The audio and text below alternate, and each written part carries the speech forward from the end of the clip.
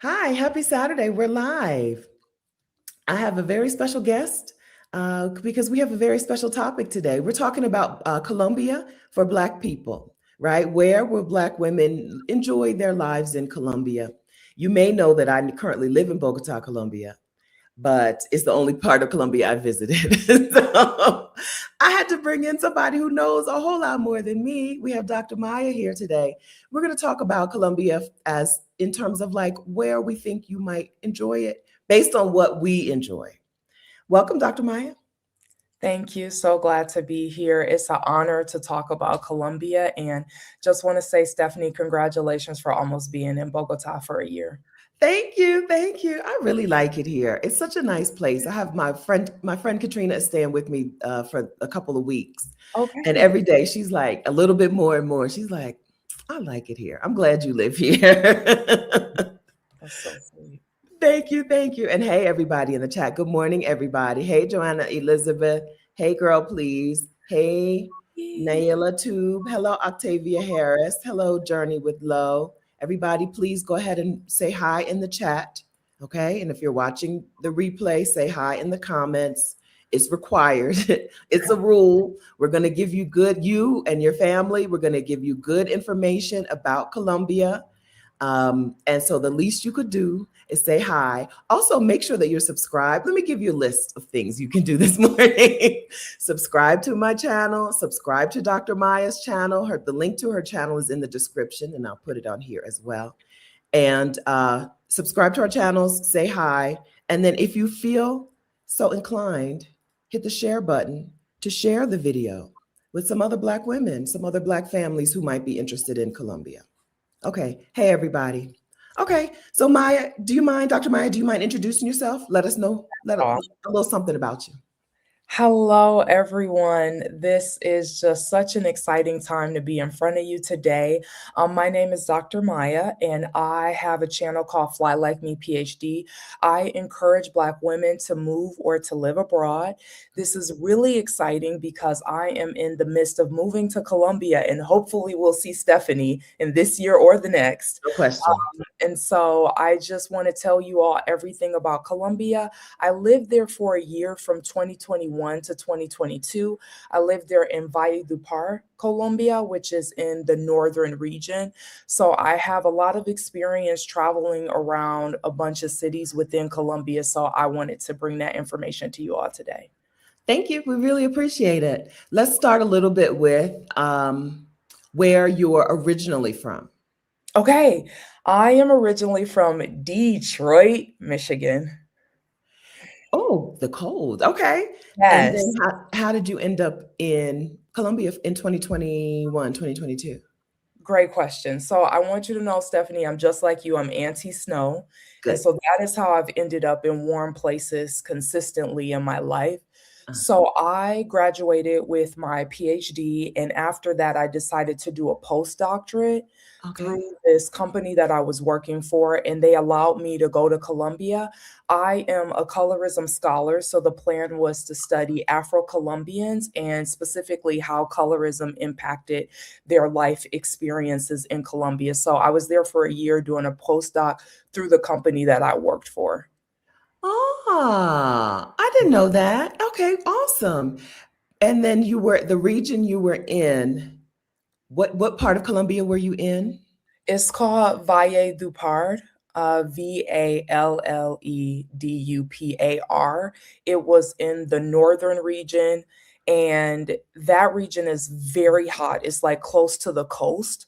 So Mhm. we're talking about maybe like 90 degrees, could go all the way to 100 Fahrenheit. It was extremely hot there, and that is why it is not a place that I like recommend a lot because it was so hot. Like you can have hot places in Colombia that are not that extreme. Okay, not that hot. Yeah. You can get all the Colombia with less of the burning hot. Okay. But the Afro-Colombians in that region. So we're talking north of Cartagena. Okay, I'm trying to get a picture of it. Okay, north of Cartagena. The Afro-Colombians in that region, are they people who came from the Caribbean? How did they get there? Yeah, so this is a really great question. What you all need to know about Colombia is that Cartagena is actually the first place that enslaved people were brought to Colombia. It Okay. is the most historical city in Colombia and has all of the history that you need to know about Colombia. It's the first city to gain independence within Colombia as well. So a lot of people will go there if they want to learn a lot about the history of Colombia.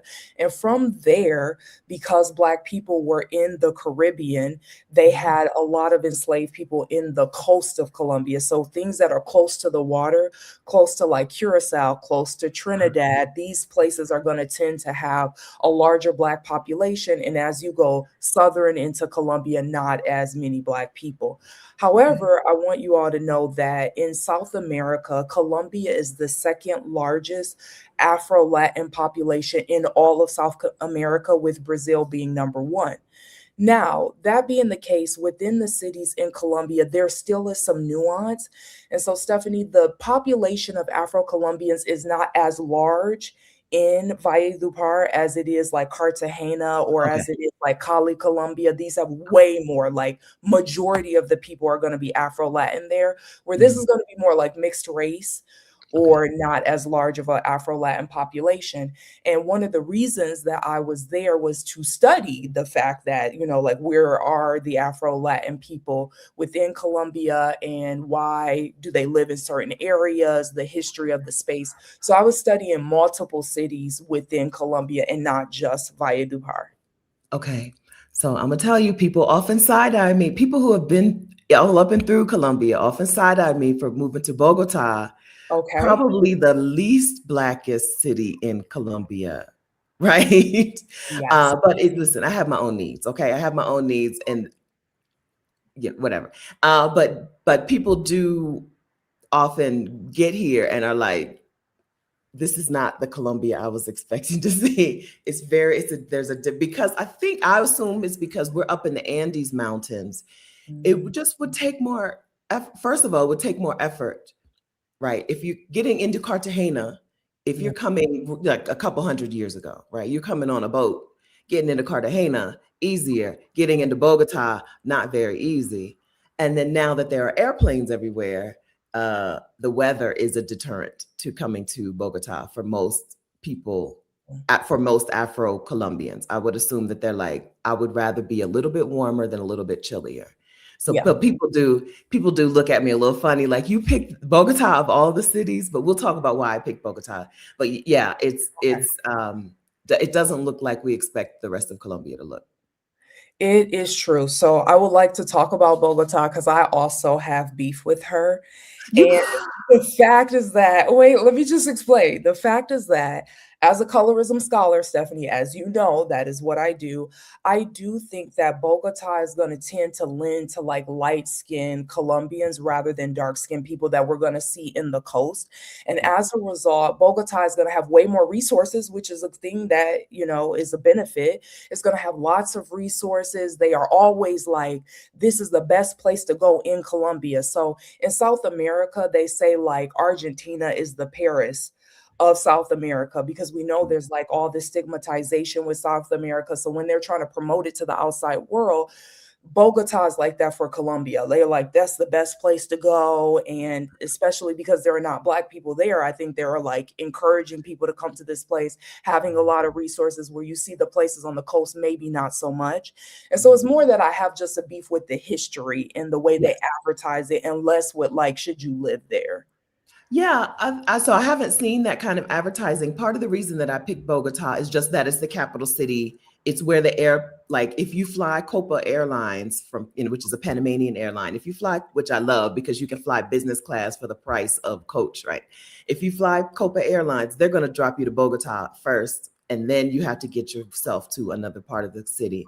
So, and I'm having lived being from Delaware means it's always such a hassle to get to the airports. I really appreciate having an international airport right in my neighborhood, right? I So I like that it's the capital city, but I also like that white Americans don't really know about Bogota. White mm, Americans are leaving the United States in droves, as you may or may not have recognized. White Americans with means are getting up out of the United States, and they're going to places. and being their usual white American selves. And I just didn't want to have to be confronted with them every day, as I think I would in Medellin. I Yes. They Yes. love Medellin. They love it, love her. I Because love it, Medellin love is a wonderful city. We'll talk about Medellin too. It's a wonderful city. I haven't been, right, but I know enough people who've been. It's Bogota is very high altitude. Medellin less high altitude, so eternal spring-like weather, nice hilly mountainous view, green city. So white and the price is right, and so white American people love Medellin. So another reason that I chose Bogota is because I just didn't want to be in a place where every day, every time I go to a restaurant, I'm going to hear Americans speaking loud English, right, and trying to um, convert people, like colonize people, it. right? Here Yeah, in Bogota is Bogota.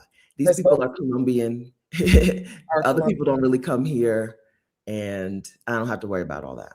I get that, Stephanie. And I think that that makes sense. As a person who has flown through the Bogota airport, El Dorado, like a billion times, fantastic airport. Copa Airlines, Avianca. I don't know if you've flown Uh-huh. Avianca yet, but yes, I can understand with you and resonate.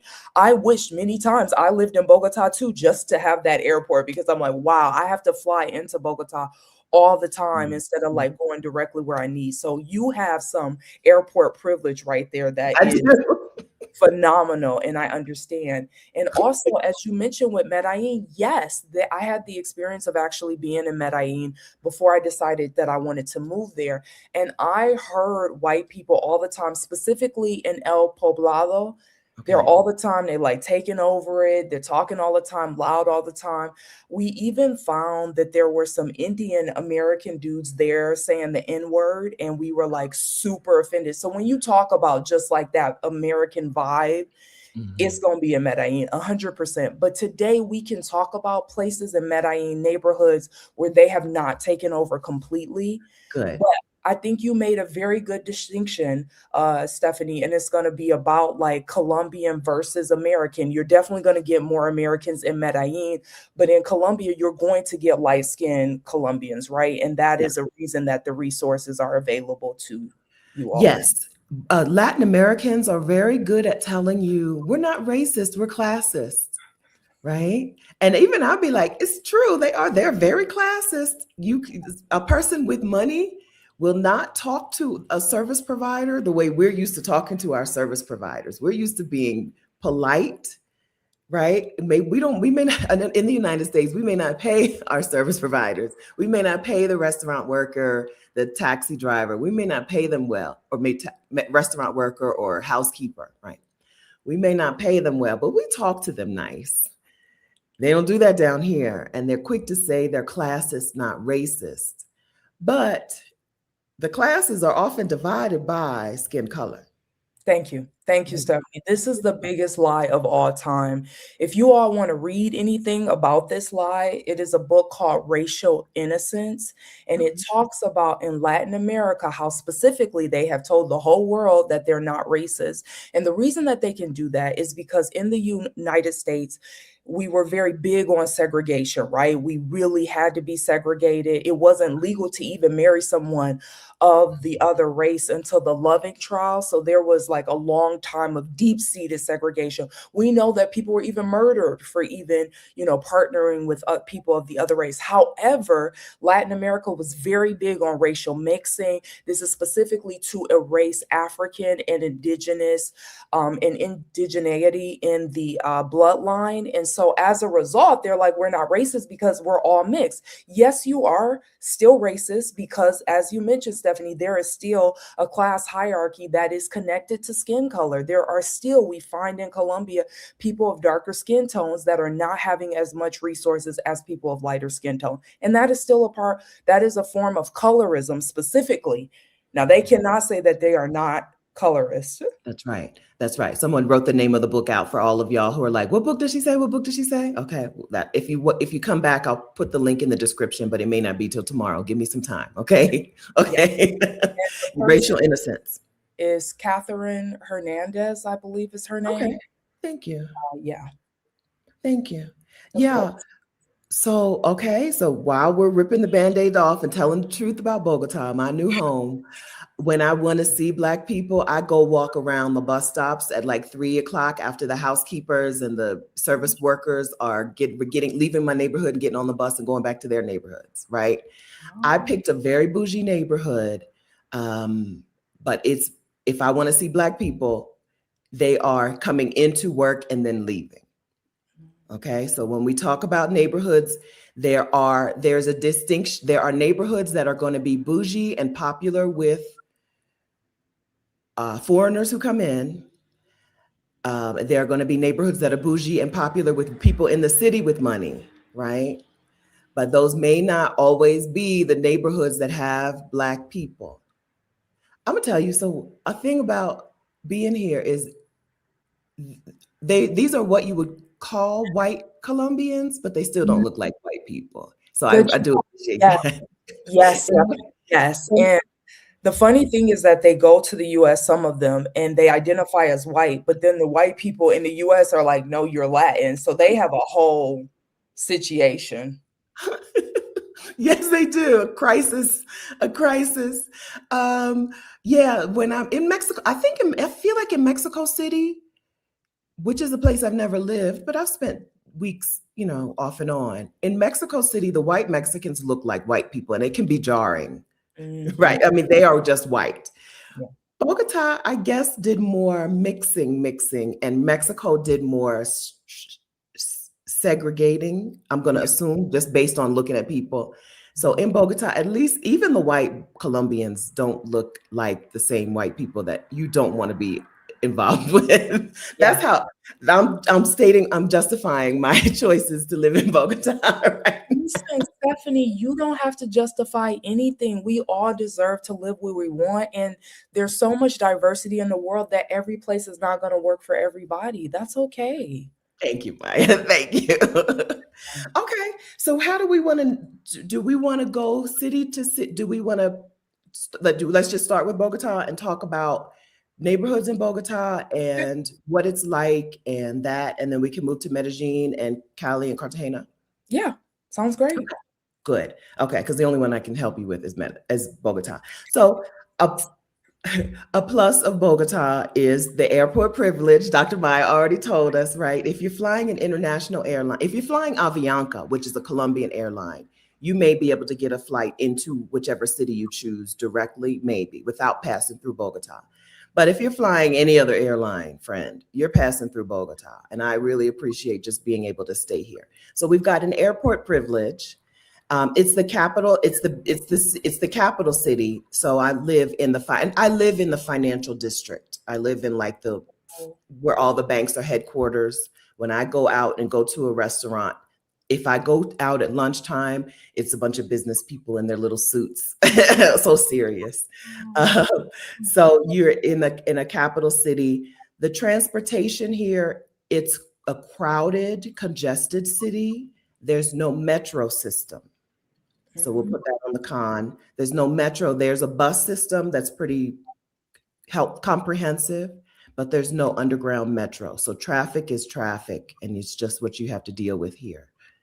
But it's a nice green city, and uh, the people here, even though Colombians make fun of Bogota people for being a little colder, Yeah, I think the people here have been very warm and welcoming to me. so sweet. Maybe compared to other Colombians, they're cold, but Yeah. compared to just people around the world, they're still Colombians, right? They're still. If I walk out of my house with my phone in my hand and I'm looking around like this, somebody will stop me and ask me if I need help and tell me to put my phone away, right? I was Protect. going to say, Stephanie, bold move. You walking around with your phone in your I be riding dirty. I just be out here like hand? Dirty. I love it. if they steal it, they steal it, right? If I need a map, I need a map. Gosh. Oh my Put gosh. your phone away. And do you need any help? It's a very kind place, even for a large city. And also high altitude. So in the pro and con column, high altitude means it reaches 80 degrees usually once or twice a year here. Yeah. 65 is often the high all year round, might dip into the 70s. 65 on a sunny day feels like 75, but it's not a good, it's not what you think of when you think of Colombia weather. Bogota is absolutely not that. It's not that. Okay, so I that's think Bogota. that's. Do you know the name of your is it called the financial district? Is the name of your neighborhood? So I'm at the where Rosales and Bella Vista meet. Okay. Rosales, Nogal, and Bella Vista bump up together, and Okay. I'm in like in the meeting point of those neighborhoods. Uh, I think the actual financial area is called Rosales. Okay. Got it. Yeah, I think if you look at a map of Bogota, it's relatively round, and the mountains are in the east. The From the eastern half of Bogota is where most of the people who move here like to be. Mm, It's a combination, every neighborhood is a combination of residential and business. So you don't have to walk far to find what you'd have your needs met. okay. If you need a grocery store, if you want to get your laundry done, if you want whatever, it may be in your building, or you may have to walk like a block or two, but there's a mall, or there's malls within walking distance in almost any neighborhood. So being in the eastern half of Bogota is what you think of when you think of city life. It's residential. I mean, it's residential plus business mixed. Um, so it's like got a chill vibe, lots and lots and lots of restaurants, a lot of different kinds of food. I'm struggling with Asian. I'm struggling to find good Asian food here, but Okay. except for India, there's good Indian food. Lots of good food and lots of restaurants. But so I would say from the central area, which is called La Candelaria. La Candelaria is a neighborhood that is where you're going to be if you're a tourist. It's where you're going to spend a lot of time. You're going to go to all the museums, you're going to go on the street art tour, you're going to go on the walking tours, right? You may not want to live in La Candelaria because it's always going to be a bunch of tourists in and out. The next up, or a neighborhood up, you're in Chapinero, which is where my first house guest, Candace, loved Chapinero. Then you're up into where I am, Rosales and Nogal. Then you Oh, go up a little bit further is Chico, and the next neighborhood up is like San something. I stayed in Airbnb up there. That whole region from, if you're looking at a map seriously and you're looking at Bogota, the whole region from La Candelaria up into Usaquén is very livable, very walkable, um, mix goes in and out of affordability, right? You go, Nogal is probably the most expensive and then gets least expensive as you stretch up, yeah. right? But if you're looking at a map of Bogota, that whole section is where people love to live and have a city life. Bogota is all apartment buildings. It's hard to find houses Yeah. here. Yeah. It's all apartment buildings, but you can find an apartment building with a pool and a gym and a whatever. Or you can do like me. And I wanted a huge apartment, but that means my building doesn't have amenities. I'm in a humongous apartment, 2 stories, 4 bedrooms, but I don't have amenities. God, there's nothing. Even our little communal salon room is just a room. There's nothing in there. But you can find those things around this strip. If you go to the other half of Bogota, the western half of Bogota, from there, you're still in a place where you can have all of your needs met, but we're talking like let fewer malls, and right? Fewer of the extra stuff in a neighborhood. It's more small. The neighborhoods feel more small town Mm. than the neighborhoods on the eastern half of Bogota. That's Oh, my basic geographical that was Bogota. good. That was really good. That was impressive. I'm Thank impressed. you. Do you know about the neighborhood El Muelle? No. Muelle? Okay, so this is one time I stayed in this area when I took an Airbnb. I'm not sure, Stephanie, based on your map, like where it's Yeah, located. I'm looking It's now. But I just wanted you all to know that it had a lot of grocery stores. It was also very lively when I came out of my Airbnb just on the street. There was Mhm. just so much going on. We went dancing, there was music. It was just everything was like really walkable in that neighborhood. And they had really nice apartments. As Stephanie has mentioned, Colombia does have a lot of apartments and not necessarily as many houses. I think it also depends on where you're living specifically. Yeah. And the negative that I had about this neighborhood was that it can be hard to catch a taxi. Like it took us a while because there were so many people demanding taxis. Oh, yeah. So that was a little annoying. And then if you are a vegan or a vegetarian, there were virtually no options in Okay. that particular neighborhood. Okay. It looks like El Muelle is not too far from the airport. Okay. So that means it's west, a western side, western part of the It's city. the west side. Okay. Good. Okay. So lively is not how I would describe my neighborhood. Right. It's quiet. Right. So you said lively and, very, the sounds of, I don't hear the sounds of Colombia very often. Wow. Okay. So it's a little more reserved, I would say. But the tamales lady just drive through. Right? Tamales. She said a whole sentence, but all I can pick out is What's tamales. tamales? Oh, you Mhm. go get Just it, Stephanie. go by. This time next year, you're gonna know exactly what it is because they repeat the same thing over Yeah. and over and over again. You Uh-huh. go get it. Yes. It took me the first time I heard her, I knew it was she was selling something, but I couldn't tell what it was. And then afterwards, I was like, she said she was saying tamales, something, something, tamales, something, something, something, tamales.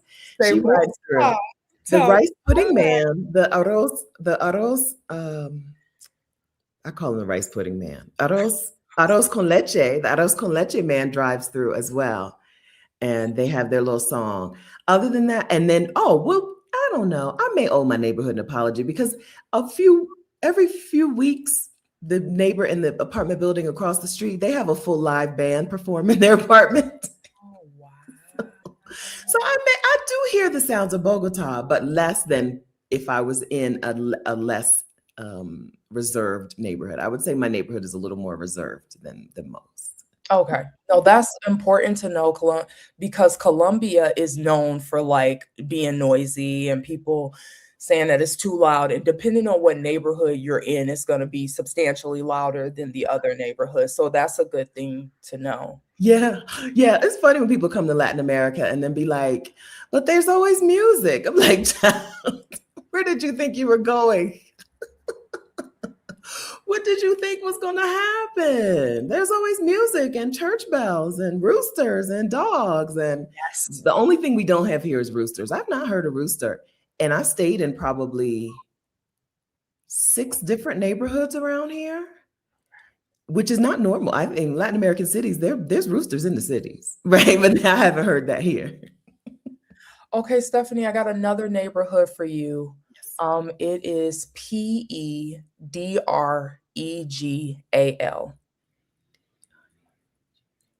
Pedregal. Okay. So Pedregal. I stayed here. I stayed in a hotel called Bogota 100, Bogota 100. Yeah. And if I'm ever gonna stay in Bogota, it's gonna be I'm staying in this hotel. The people were so nice. I loved them so much. I went through because as I told you all, I was in Valledupar, so I always had to go through Bogota anytime I was flying out to go anywhere else.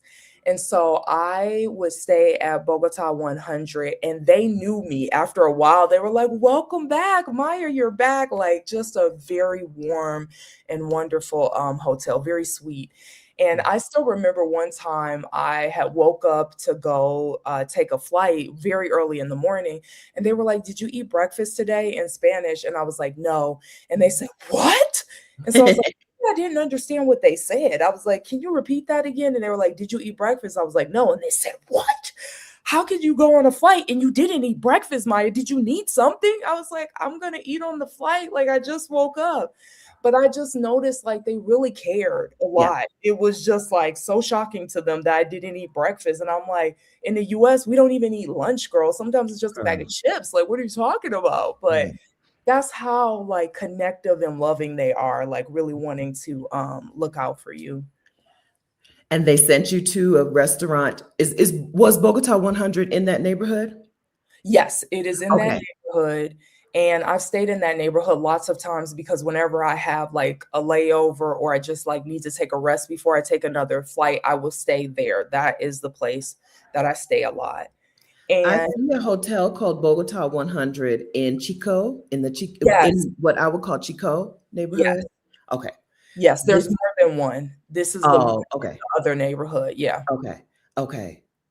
I'm looking for I don't see the other neighborhood. Chico is a neighborhood that I really enjoyed staying in. It's less reserved than my neighborhood, but also where you can find all of you get all your needs met on foot. Okay. I don't see that the other Bogota 100. I'm looking for neighborhoods. Okay, no worries. And I also want to let you know, Stephanie, and let your followers know that if you have any additional questions, because I know I'm throwing a lot of information out here, you can contact me at flylikemephd@gmail.com. No, no. Let's say this. Don't be emailing my ear because people will email you and be like, "Can you plan my trip to Colombia?" I'm not And gonna plan a trip to Colombia, but if you need like resources. instead, I would say this: Maya has a YouTube channel. Go to her YouTube channel and watch her videos. And if there's a video that is relevant, ask a question in the comments of that video. All right, That's or that. Stephanie That's has what I would recommend. Stephanie. Listen, you don't want people 2 years from now. YouTube is forever, right? You don't want people 2 years from now being like, and what's the name of that hotel you said? Girl, I don't know. I don't know what you talk. I need more context. I can't answer that question.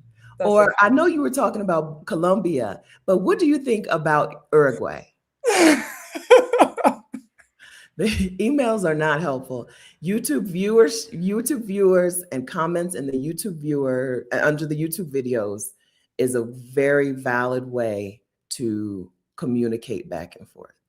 Thank you, Stephanie. I So appreciate Maya's YouTube channel, Fly Like Me PhD, go there and watch a relevant video. And this will help you, Maya, know what videos you might want to make coming up. Because if people are asking questions in a video, then you know that that's a video, that's the next video you need to make. Okay? perfect. I love All that. right. Um, Jalen agrees with me. You said, yeah, so true. I just wanted to tell you all about that neighborhood where Bogota CN was. There's also lots to do there. They have various clubs there as well. It's very walkable. And specifically, I want you all to know there was a flea market that I went to that was just incredible. Like, we bought so many souvenirs from that flea market. There were so many people selling stuff. It was really affordable. Okay. The flea markets in Bogota are really nice. You can just do a Google search on flea markets and they'll pull up a bunch of them. Highly recommend that you go to those if you want to get souvenirs. They also had a lot of options for housing in that neighborhood, taxis, markets, and grocery stores. Mhm. The only thing I would say is that this neighborhood is a little bit chillier. You know, Stephanie, you had mentioned like what the temperature typically Yeah. is in Bogota. It's going to be like a chillier city compared to other places Yeah. in Colombia. So just be ready for that. Always have your jacket if you're in Bogota because it might be a little chilly. And Yeah. sometimes the taxi people, and I don't know if you've had this experience yet, Stephanie, but like I've known that in Bogota, they specifically scam people on the taxis, like charging you way more than a taxi cost. So I remember I flew in, I was like, I went somewhere, I went to Panama and then I came back to Colombia. I had already lived here for 6 months. I already knew how much it should cost. Yeah. The dude charged me like 3 times more than that because he thought it was my first time in Colombia. And I'm like, sir, no, we're just going down the street. The only taxi. So I Uber here, I walk here, and I take the bus. The only taxi I've taken is from the airport where they have like a set rate. The only Okay. time I've been in a true taxi, so I haven't had an experience with them overcharging because the only time I've taken a true taxi is from the airport. Okay. But there's an Uber here, and then Candace told me about another app here where you can kind of bid on the price. Yes, it's called InDriver, IN, and then the word driver. Mm. And that is known. You can use that throughout all of Colombia. Sometimes you can use that in other countries as well in Latin America. And with InDriver, you are going to tell them what price you want. So, for example, you're like, I'm going down the street. I know that that is approximately 5 mil pesos. You put that in, and then the drivers will say, if somebody wants to give you that price, they'll say, I will offer you 5 mil as well. And this Mhm. is in pesos, not in USD. Yeah. And then if you're like, sometimes they'll charge you more. They're like, I'm actually will take you for 12 mil. You don't have to accept that. And sometimes they'll take you for less. Somebody might be like, I'll take you for 3 mil. And so Mm. you'll see all of the prices listed on InDriver, and then you just click which driver you want to go with. And Okay. then you normally are going to pay them in pesos in the car once you get to your destination. Unlike a Uber where you've already paid, you pay on your phone. This Right. is going to be in person, but you can select an option to pay by card, but you Okay. have to upload your card. But normally they prefer on InDriver if you pay in pesos right then and there. Okay. Even our Rappi, Katrina found this out yesterday. Even our Rappi, which is like our delivery service, like Uber Eats or whatever, or the other one, even they will let you pay in cash if you have cash. Like you can select to pay cash or card. So that's a choice. Those are choices. And thank you, Adelia, for your comment. Also, hey, Adelia. Hey, Delia. Because InDriver is in Mexico too. So I knew it was in some other countries. And as mentioned, that is cash only. So sometimes they do prefer you to pay with cash. And so Mhm. you need to just know that when you're using the app. I would like to try the thing where you bid for whatever, but I am a horrible negotiator, so I would end up spending way too much. I need to try it though, so that when You my should guests come, I can be definitely like, "You can use this app too." You But can I'm try it horrible. and not even need to go somewhere, like you could just put it in and then you'll see like them bidding, but you don't have to Oh, confirm. It's just like a practice. true. Good. Yeah, I do need to practice. I do need to practice. One thing about the bus here, so the bus, you pay with a card and you have to have the card and you have to have money on your card, but not your debit card. I went to the florist one time and I had been walking back and forth to the park. And one time I had flowers in my hand and I just didn't feel like walking back home. So I'm like, first time, I'm gonna take the bus. So I asked the florist, can I use my debit card on the bus? And she was like, no. And she was giving me instructions on how to go buy a card. And I was just standing there like, I don't understand. And she was like, yeah, just use your debit card. Right.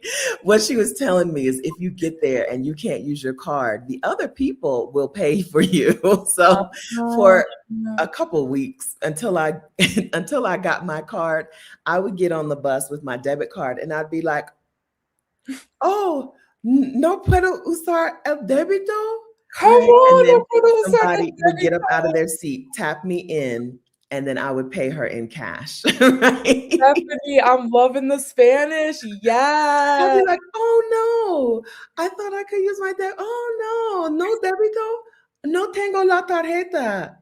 And then somebody would tap me in, and I'd be like, oh, gracias. And I feel like it was 4,000, no, 4,000. It's a really small amount. So I would pay them, but frankly, they would be like, girl, I don't care. Right. But I would give them coins. I think it was 4,000, like 2,000, and I would give them two fours. I think that's what it cost. That's 11 cents. No, that's $1.13. It must be less. It's less. It's not $1.13. It's less. It's like change, 80, 75 cents, something like that. But yeah, that's what I did for a while until I could figure out things. So this is a place that is more forgiving than you would expect. So forgiving. This is going to be one of the places in the world that has the kindest people in my experience. Like you said, just willing to help you, willing to like try to speak to you in ways like to slow down the Spanish, even if you can't catch the Spanish, and really like break things down to you. Like some of the kindest people. Yes. Absolutely. Yeah, I agree. I agree. Yeah. All right. So Bogota. Um, We talked about the pros and cons of Bogota. I think if you're a Bay Area or Pacific Northwest girly Mm. and you're used to that kind of climate, you're going to love Bogota. I think if you're a menopausal or perimenopausal woman who is like, these hot flashes are flashing, you may really enjoy spending some time here. The altitude is a thing you need to get used to, but The climate and the temperature, the cloudiness is a plus for some people. So if you're into cloudy, 65, 75 degrees, you want to be able to go outside and walk and not have to come back drenched in sweat. I think it's a good choice. Do you remember, Dr. Maya, do you remember the food? Do you remember having complaints about the unseasoned food? Okay, so I have just realized that this is a thing. I am a person, I'm not a foodie, Stephanie. Surprisingly, I'm not a foodie. I'm like, I'm just eating food for nutrition. If it tastes good, that's a bonus, but I'm not a foodie. But I do know from my experience in multiple cities in Colombia that the food is not always going to be doing what the food needs to do. Like, it is not given, like, of the things I've tasted across the world, this is not a place where I'm like, amazing food, you need to come here. Like, no. But this is not to say there isn't good food. I think in Medellin, we've had some really good food. I am a vegetarian vegan, so we had to be really selective on where we went, and I had some really great options. But I would say the whole of Colombia, no. Valledupar, the food was not good. It was only 2 restaurants that I was like, I would take people to these 2 restaurants. Outside of that, no. So if you are a person that's a foodie, Colombia is not the place where food is gonna be like off the chain. Plantains are like the best thing they can do, and probably arepas, but outside of that, Yeah, no. arepas. The thing I can never remember this word. The thing. The meat in the thing. Uh, Arepas are you don't eat it. You don't eat meat, so you don't. The um, thing, right? That you can get them and they're going to be good. But yeah, I agree. This is not a foodie paradise. You can find a restaurant here or there that you really enjoy going to, but you don't. Adelia called it to my attention. You don't go around the world and hear people say, you know what I really want is Colombian food, right? It's not like how we be like, you know what I want is some Indian food, empanada. Thank you. yeah, They do empanada. arepas, they do empanadas, they do tamales. Um, but you're not like, you know what I'm really craving is Colombian food. Even Costa Rica, this place even makes me miss Costa Rica because I prefer the rice and beans and stuff in Costa Rica. The rice and Yes. beans and the Oh my platanos. Stephanie, me too. And this is the thing I would say is a stereotype about Latin America. I thought all of the places were gonna have rice and beans. No, Colombia is not about to have rice and beans. You're gonna go and they're gonna be like, girl, no, we got plantains. Is We that got what you want? platanos. Some places do have rice and beans, like the DR, Dominican Republic, Mhm, Costa Rica, but mhm. not Colombia. Rice Yeah. and beans, no. No, no. If you get it, it's you're eating a different you're eating a different culture's food, right? Because there's Argentinian restaurants here, there's whatever, there's other people's restaurants here. Yeah. Yeah, so this is a place where you will cook your own food and you will you'll like it. You're gonna Yeah, learn to and cook. like you said, when you're like, you don't go somewhere and you're like, I'm craving this type of food. You know how we say, I'm Mhm. craving Mexican tonight? Like, Yep. nah, you're not Mhm. about to say that about Colombia. Other than them plantains, the plantains are fire. I'm gonna Yeah, tell y'all that. I agree. Plantains are fire. Outside And of that, you don't eat pork. You don't eat meat, but no. um they do pork belly all over and chicharrones. Okay. Right? So if you can survive on chicharrones and empanadas, or if you can eat other people's cuisine Cuisine, then while it's you're here, or if you can cook, you'll be happy. You'll be fine here. But this is not a food, this is not Mexico, where you're like, oh my gosh, I'm going to this region to eat this, I'm going to that region to eat that. No, girl. Okay, you're no. gonna eat empanadas and go home. Stephanie, I wanted to mention too, Global Granny has a comment in here about the fruit being really fresh, the Yeah. food in the markets being fresh. So I want to mention this. Thank you, Global Granny, for this. This is helpful. Hi, Is Anita. that, hey, Global Granny, is that even though the food is not that great, the fruit is amazing. Okay. If Yes. you are trying to go somewhere, Colombia fruit, fantastic. Let me warn you before you do this. Okay. The fruit juice, they have that every time, all the time, every day with every meal, and it will mess up your teeth and also mess up your body and raise sugar level. So please be aware of that. They will offer you fruit juice all the time. It Yeah. is high in sugar. Think about when we make Kool-Aid and you put like this much sugar in it. That's that fruit juice. Okay. You think that this is like, oh, a natural fruit. No, half of that is going to be sugar, but it's also going to be delicious and fresh. But it's fresh, absolutely, and fruits you've never heard of and you've never seen before. There's fruits on fruits on fruits here. Fruits on Some there are places where they'll not add in a lot of sugar. Okay. Some you gotta, Good. yeah, some stands, because you know they just be on the street, right, in a little stall on the street, in a little cart. Some Right. places are not heavy on the sugar and some places are. Yeah. Yes. But Yeah. yeah, it's fruit, the fruit juice and the fruit smoothie. They don't call them smoothies here, but the fruit things, that's their pleasure, Now right? That's what I they're crave. out here That's for. like Stephanie, I'm like, I could use a mortar. I Hmm. could use a mortar juice right now. Yeah, that's a thing that I really appreciate about here. They mess up your stomach, as in, this is a real fruit juice. It's your guts are gonna it's gonna impact the guts. Right? It's gonna keep you regular. It's gonna keep you going. But yeah, yeah, yeah. That's the thing they do really, really well here. And I've only been to Bogota, right? That's the thing they do really, really well. They do that. And then this is one of the world's largest exporters of flowers. So you can keep you a bouquet of fresh, beautiful flowers. Every corner in this neighborhood, any corner you go to, there's men and women outside selling flowers. So if I forget to stop by the lady who makes the bouquet, I can just stop by and buy me a fistful of flowers for. My normal order is somewhere between $8 and $16, and it's like enough for 3 or 4 bouquets, Wow. And you right? just have flowers at your home? Normally, yes. Right now, I don't, but normally, yes. Yes, you can keep flowers in your life. That's another wonderful thing about living in Colombia. I think for a dozen a dozen roses, but not in a bouquet, right? Nothing done to them, just naked roses. I believe I pay about $8. Wow. Yeah. Yeah. So Bogota, and then I saw a couple of questions that I didn't star that I meant to go back to. How are rents in Bogota? Because it's a huge city with a variety of neighborhoods, you can pay pretty much any amount of rent that you want. Okay. I am in the bougiest of bougie areas. Like the laundry lady, it cost me, I think, $20 to get a load of laundry done. That's ridiculous in Latin America. I am in a bougie neighborhood. And still, I think I pay 20, well, US dollar is fluctuating. I pay around $2,100 for 4 bedroom, 4 bath, 2 story with a maid's room. Colombia, they do a service, separate bedroom, right? That's small. So you could call this a 5 bed. In the United States, this would be called 5 bedrooms, right?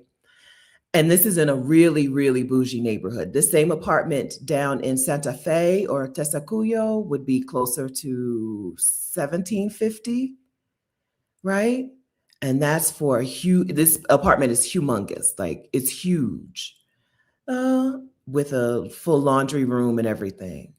Um, if you talk 1 or 2 bedrooms, back when I was looking last year, I would say even in bougie neighborhoods, you can get under $1,000 for 1 or 2 bedrooms. And then in a more working class neighborhood, it's common to see 550. Last year, prices go up. It was common to see 550 for a 1 or 2 bedroom. Um, I don't know that I've seen lower than that, but there's only so inexpensive you want to go, because you can go as inexpensive as you want and have no kitchen, right? Right, absolutely no kitchen. But yeah, I think I would call this, for Colombia, is probably expensive for Colombia. Bogota is probably more expensive because it's the capital, because there's more jobs here and more money here. It's more expensive. But if you're from the Bay Area, right? If you live in Washington, D.C., if you live in a city where rent's astronomical, this is really, you can afford, your money can go really far even in Bogota. Even in Bogota. I agree. And I just want to, even though I mentioned like maybe people don't want to live in Valledupar, I did pay $200 a month for a 1 bedroom apartment. I had a kitchen, a living room, I had my bedroom, I had a bathroom. It was a really nice apartment. I only paid 200, but that is in Valledupar. That was just in 2021, so that was pretty recent. That was in 2021. Yes. Okay, that's near the airport. Okay, so it is lower than I thought. Okay, Oh, I know that you can pay pretty much anything. This is a city where you could find anything at any price point, but I didn't know that price point. So that's really incredible. no, Stephanie, this one was in Valledupar, not in Bogota. Valledupar is the Yeah, other. Okay, I'm the one thinking. that, Okay, yeah, okay. you're good. This is not Bogota. Absolutely not. No, no, No, no. no, no. What you Okay, said is yeah, I'm right. thinking that neighborhood by the airport, which is a different name. What you said is L something. Okay, okay. Sorry, y'all. False alarm. Yeah, no, Bogota is all going to be good. more expensive, probably more expensive than most parts of Colombia. I would guess there are some beach towns that are also kind of expensive. Yes. And But I just wanted to mention too, Stephanie, that hotel that I stayed in Bogota near the airport is called Hotel Movage. There's a few of them, but there's one right by the airport. And I will highly recommend if you're staying in Bogota and you just want to you want to be close to the airport, it's okay. called Movich, Movich. And it was a fantastic hotel, wonderful. And I actually did like the food at that hotel, but great hotel, very nice people, close to the airport. And the first time I ever arrived in Colombia, I got out and I had no idea where I was going. And there Mhm. was a man there that was like, he was with the hotels. He came right up to me and was like, "Hey, did you need help?" Mhm. Explained everything to me, showed me exactly where to stand to get to the shuttle and everything. Yep. Fantastic hotel as well. Wonderful. Wonderful. They're a chain too. So there's one in Parque 93, which is a more affluent area. Okay, good. Hotel Movich. Yeah, that's what I know about. So that's why I always giggle a little bit when people be like, but you know, in Bogota, they're not very warm because they are. This is just on the Colombia scale, they may not seem warm, but they are very helpful people. There's no thing that I need help with that somebody's not going to help me with. Just a stranger on the street is not going to help me, let alone my neighbors. Right? It is a warm place. There's a lady across the street. I haven't seen her yet, but usually when I'm live, she be standing at the window with her baby on Saturday mornings, looking out the window, and they wave to me like they know me. Right? It is a on the Columbia scale. They may be not as warm, but they are very warm people on the Earth scale, or definitely on the American scale. So let's talk about Medellin. Okay, I think Medellin is probably the best choice for most people, right? Because it's a little bit of everything. How do you feel? What are your thoughts on Medellin? Okay, so y'all, I love Medellin. Thank you, What Stephanie. Katrina? Medellin. And I actually talked to a woman that is a Afro Latin woman who is from Cartagena, and she told me that Medellin was the most racist city in Colombia. So I just want to let y'all know that because, like you said, the Colombia scale versus the Earth scale. Yeah. I think maybe for Colombians, it might be extremely racist. I'm just letting y'all know that, but maybe for Americans, they're not doing what they're doing to Colombians, which is really unfortunate. I think that the reason it could be really racist is because you're going to get a lot of white people here. Like Stephanie Yeah. had mentioned, Bogota, maybe not so much, but Medellin, you are going to get white people. You are going to get American people. They've taken over El Poblado, okay, Okay. specifically that area. If you want to stay away from them, you're going to need to stay away from El Poblado, Baby K Mas, Carol G. That place, Provenza, Uh-huh. that area is where a lot of Americans have just taken over, foreigners have taken over, super racist, Mhm. doing too much, like but to me, I really enjoy being in Medellin. I really enjoy, like you said, the diversity. I love places that are live and fun. Yeah. There's a lot you can do. Mhm. And Medellin just has so much. Like there's a little bit for everybody in Medellin. They even had a bookstore for kids. And I was like, that's incredible. Like if somebody brought their kids, there's a whole bookstore just for kids. Mhm. I was like, I just loved it. So So we're talking a little less high altitude, but still kind of a high altitude city, I believe. But we're talking temperatures in the 80s instead of in the 60s, right? Temperatures in the 70s and 80s. Because Colombia is so close to the equator, the temperature doesn't change all the year round. But we're talking, is that right? Closer to 80 than I'm closer to 60, right? Um, and we're talking very green, And we're talking, whereas Bogota, most of the city is flat. You can get into the mountains if you want. I believe Medellin is all hilly, all working that body. You're gonna be like, oh, when you go back home, people gonna be like, she went to Colombia and got her new booty. Yeah. Do you think? I think if you have some sort of walking challenge, Medellin might be a problem. Okay, yeah. I could see that. Yeah. Definitely with the temperature. This is a reason, Stephanie, that I chose Medellin over Bogota is because I don't like to be cold. I know so much of your content and let me tell you, I'm anti-snow just like you, right? Uh, From Michigan, anti-snow. yeah, And so I don't play no. them games. I don't play them cold games. And so Medellin is a little bit more like it can be chilly, but it also can be warm. It's not going to be extreme heat like Valledupar. It's not going to be more on the cold side like a Bogota. You're going to get both of them in Medellin. Mhm. All right. I also think Medellin has a reputation of being a little less, slightly less expensive than Bogota. So your money's going to go even further. It's where a lot of cultural events and festivals happen. There's a flower festival beginning of August that I'm going to be there for. I'm going to be there. Okay.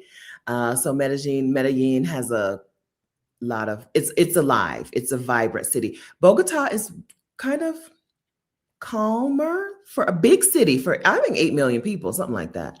For a big city, it feels a little calmer than most Latin American cities. I think Medellin is what most people want when they think about moving to a city in Latin America. Medellin is what you want, and with better weather. I agree. I couldn't agree with you more, Stephanie. When you go to Bogota, it is going to be a little bit more calmer. It's not necessarily like to the extent of a place like Medellin, where Medellin had an Afro Latin event where it was just Black people from all over the world. It was the most beautiful thing I think I've ever seen. We talking froze everywhere. We talking different skin tones. We talking people from all over the world. It was fantastic. Like this is a major place for like entertainment. Yeah. And that's the reason I really settled on Medellin compared to Bogota because I like to be where the music is. Okay. People are like, too much music. I'm like, there's never enough music. Sign me up. Yeah, I don't I feel like it's under it. White people know about it. There's my neighbor. There she go. White Americans love them some Medellin, because they know how special it is. I think that if we're talking, I want to go there, and I don't want to be in the neighborhood with them. There's plenty of other neighborhoods. One thing about white people is they will colonize a particular place. They will take over a particular place. You just go to other parts of the city, right? So if you feel like El Poblado, you're going to be, every time you walk into the grocery store or a restaurant, you're going to hear them and see them, and you don't want to, just go to a different neighborhood. Agreed. Agreed. Great advice. Yeah, they are everywhere. They have taken over. But the way they colonization works is it just be like a specific city. And Yeah, we pretty much know what those cities are when you're going to different countries. You're just like, stay away from this area it's if not you there. don't want them. Now, I do know sometimes, Stephanie, people are like, I don't know the language and stuff. So I would prefer to be around more American people. I Mhm. wonder for you, like, how has it been? Because I heard you say your line in Spanish, and I'm very impressed at the bus. How has it been with your Spanish? It's almost a year. How you doing? Unfortunately, I feel like my Spanish has actually regressed. For a while, I was watching TV and movies and stuff in Espanol because it's vocabulary. I have a basic rudimentary vocabulary, but when somebody starts talking, I don't know what you're saying. And I needed to hear more, I need to hear more conversation. So I think I've gone backwards because first, I am a hermit and I love my apartment and I just be up in the house. And second, I spent October, November, December, and January away, right? And so I have regressed a little bit, but it still means that I can get my needs met, right? I had guests coming, I had Katrina coming, and I had some women stopping by last Saturday, and I was able to communicate with the security guard. These women are coming up. Please let them on the elevator, right? And then they're checking my water. They sprayed for insects, fumigated. They fumigated. When security calls me and tells me something, for the most part, I can figure out what he's saying, right? And I can respond appropriately. When I go somewhere, I can order my food. When I'm in the grocery store, I can ask for what I need. So I can do the basic things with my toddler Spanish.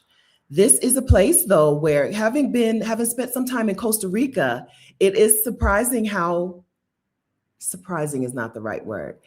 I have had to adjust to the fact that people don't switch to English with me.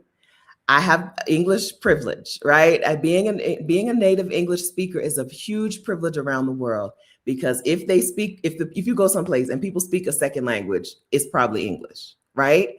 And so when people get frustrated with me in Costa Rica, they would just switch to English. Girl, I'm not doing this with you, okay? I don't have time. I got someplace to be, or I got no place to be, and I still don't want to be your teacher. Here, people are much less likely to switch to English. A lot less English is spoken, which is pushing me to do better with Spanish, but it's still not a frustration. It's not a daily frustration.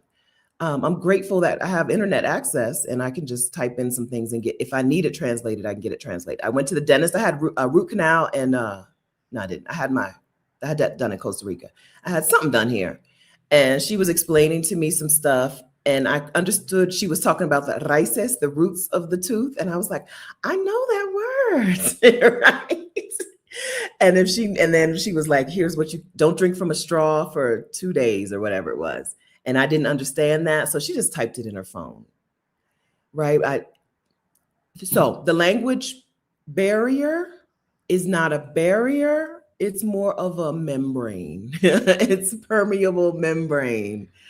And Bogota has been more of a challenge than Costa Rica, but not undoable.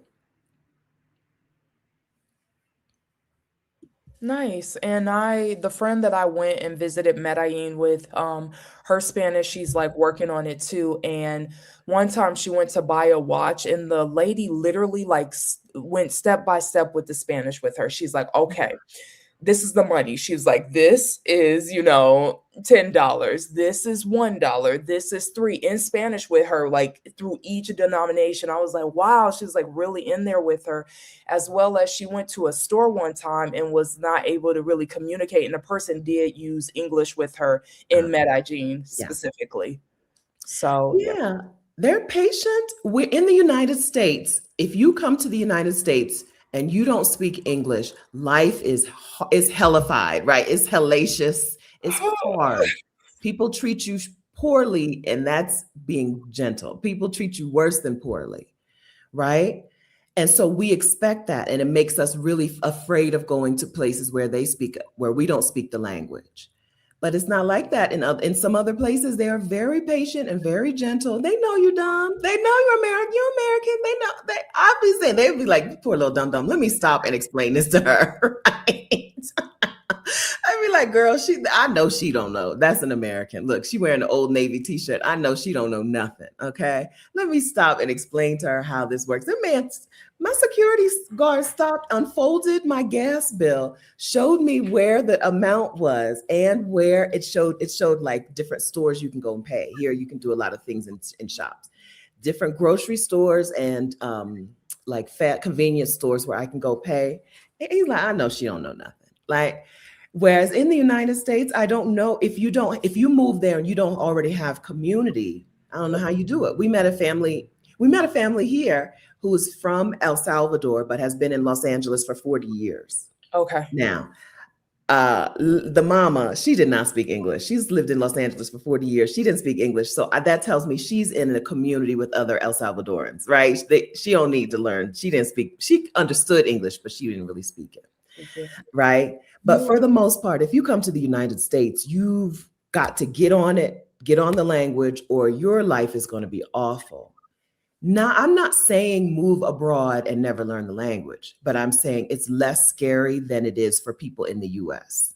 It's easier. It's easier.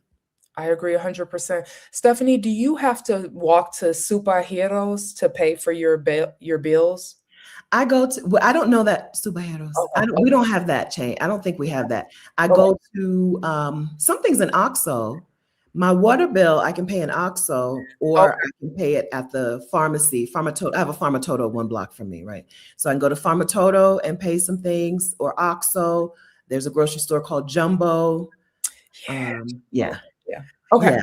So those places I go to pay my bills, my gas, electric, and phone. I pay them at the stores instead of at the at the gas company.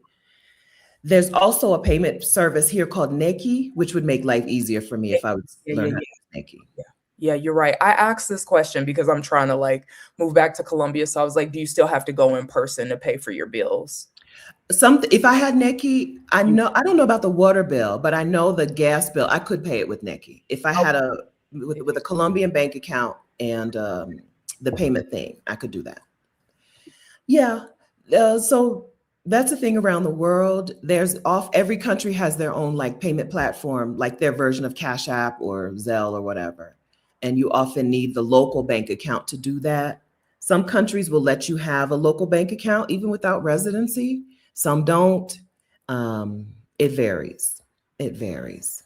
do you have a bank in Colombia?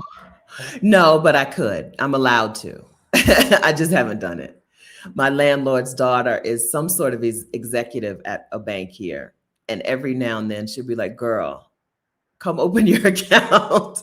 They speak English with me. They speak English. My landlord and her daughters. I try to speak English with Senora Olga, my landlord, but she's a person who will switch over. She's like, girl. Anyway, I just haven't done it yet. I think it's important. I think if you're an American living abroad and you're concerned about the US dollar and its volatility, I think a way to help buffer yourself is to get a bank account in the local country and put a chunk of change in there. And then you decide month to month which account you're pulling from. Am I pulling from the US account or from the Colombian account or whatever?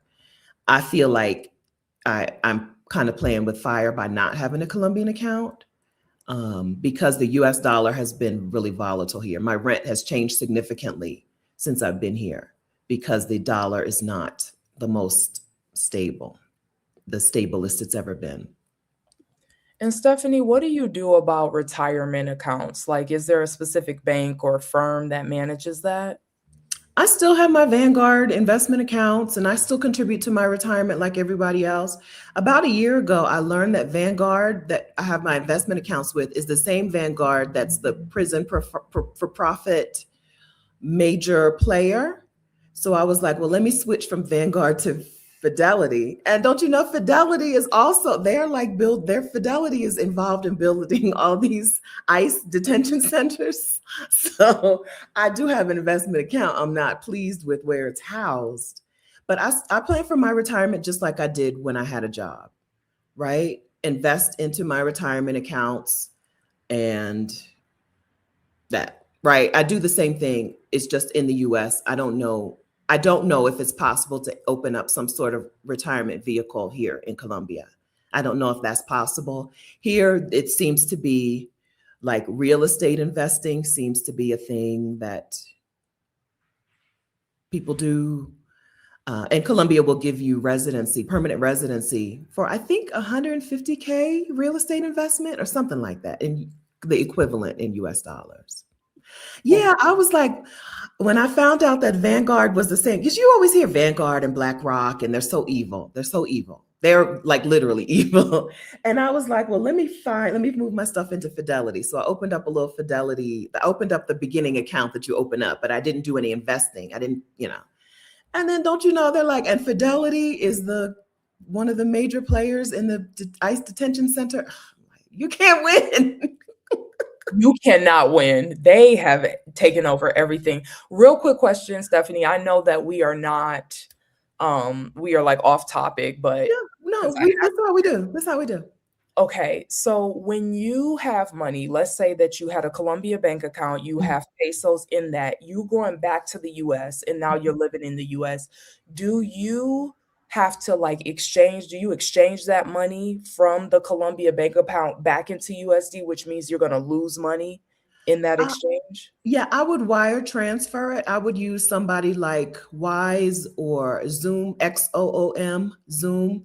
That's how I get if I need normal amounts of money today, I just pull it out of the ATM. My money is in US banks, right? If I need normal amounts of money right now, I just pull it out of the ATM and I decline the conversion and I get a decent bang for my buck. But if I need to transfer larger amounts, like my rent payment or whatever, and I need to transfer that over, you can use a third party like Wise, used to be called TransferWise, or Zoom, XOOM, which is a PayPal company, or even Western Union to transfer bigger chunks of money. So if I had 10K in a Colombian bank account and I needed it back into the US bank, I would do that. Yeah, it's not too hard, but it can be complicated. It's not too complicated, I guess, but it can be time consuming to do stuff like that. Because XOOM, the PayPal company, they banned me. They were like, I don't know, something suspicious. I'm like, if I was trying to transfer my rent to a German bank account, they would have no problem. But I'm transferring it to a Colombian bank account, and they're so suspicious, right? So suspicious. So that's how I paid my rent in the beginning. I would just transfer money from my account into Olga's account. Then she was like, "Just pay me cash, girl." So we've gotten rid of all those problems because that's why her daughter was like, "Come and set up a bank account here, please, so we don't have to deal with this every month." But anyway, and then Coffee Brown, Expat Bound says Revolut is another transfer company. Thank you. Thank you all so much for this information. And Stephanie, do you know about Schwab? Yeah, I see someone earlier said try Schwab as an investment company. Rashida just told me about something good about Schwab herself. Yeah, I have had Schwab since 2011. Okay. And I got Schwab when I went to live in Spain. It was for my undergrad program, study abroad, Mhm. and it has been fantastic. I have my retirement accounts with Schwab. I have my money in Schwab. They won't charge you bank fees when you're abroad, and you could typically use any ATM that has uses Visa, Okay. and it is just like very helpful, very wonderful. The only thing is that Schwab is like an international account. So if you're in the US, they don't have like a bunch of ATMs around. It's Right. specifically for you to be abroad and use those ATMs. Okay. Okay. Thank you. Good to know. Yeah, Rashida told me something else good about Schwab. I don't remember what it was. So that was my plan to try to see if I could do something with them. I use USAA. Also, no foreign transaction fees, and they refund me my ATM fees. Because down here, Katrina was like, "Do you know how much money it costs to use the ATM down here?" And I was like, "No, I don't," because USAA just gives it right back to me. But it's the ATM fees down here are significant, in addition to any foreign transaction fees that you might be charged. Yeah. Okay, so we talked a little bit about Medellin. We talked a little bit about Bogota. I had a guest talk about Cali I don't know, maybe a few months ago now, a few weeks ago, talk about Cali, Colombia. And it sounds also delightful, a little smaller than Medellin. Also brown, a black and brown, more black people, and very good cost of living. So I think we're going from highest to lower. And I think Bogota, Medellin, and Cali are how they would rank in cost of living based on what Akeem talked about a few weeks ago. Have you Nice. visited Cali? Yes, I visited Cali, and also I have a video on my channel, Fly Like Me PhD, where I go over affordable cities in Colombia. So exactly what you're doing, and I break it down in terms of math, like how much each city costs, if you all are interested in that. Yes, so Cali, black, black, black. It's got our people, our people, our people. You're gonna see black people all the time.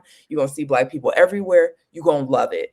Cost of living, like you said, is going to be affordable. It is not like super popular like a Medellin. It's not the capital like a Bogota. It's a Mhm. smaller place.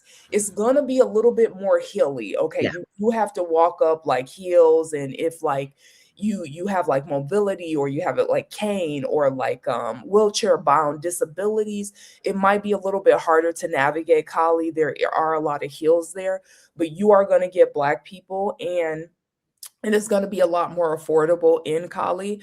I Mhm. found Cali to be a really great place.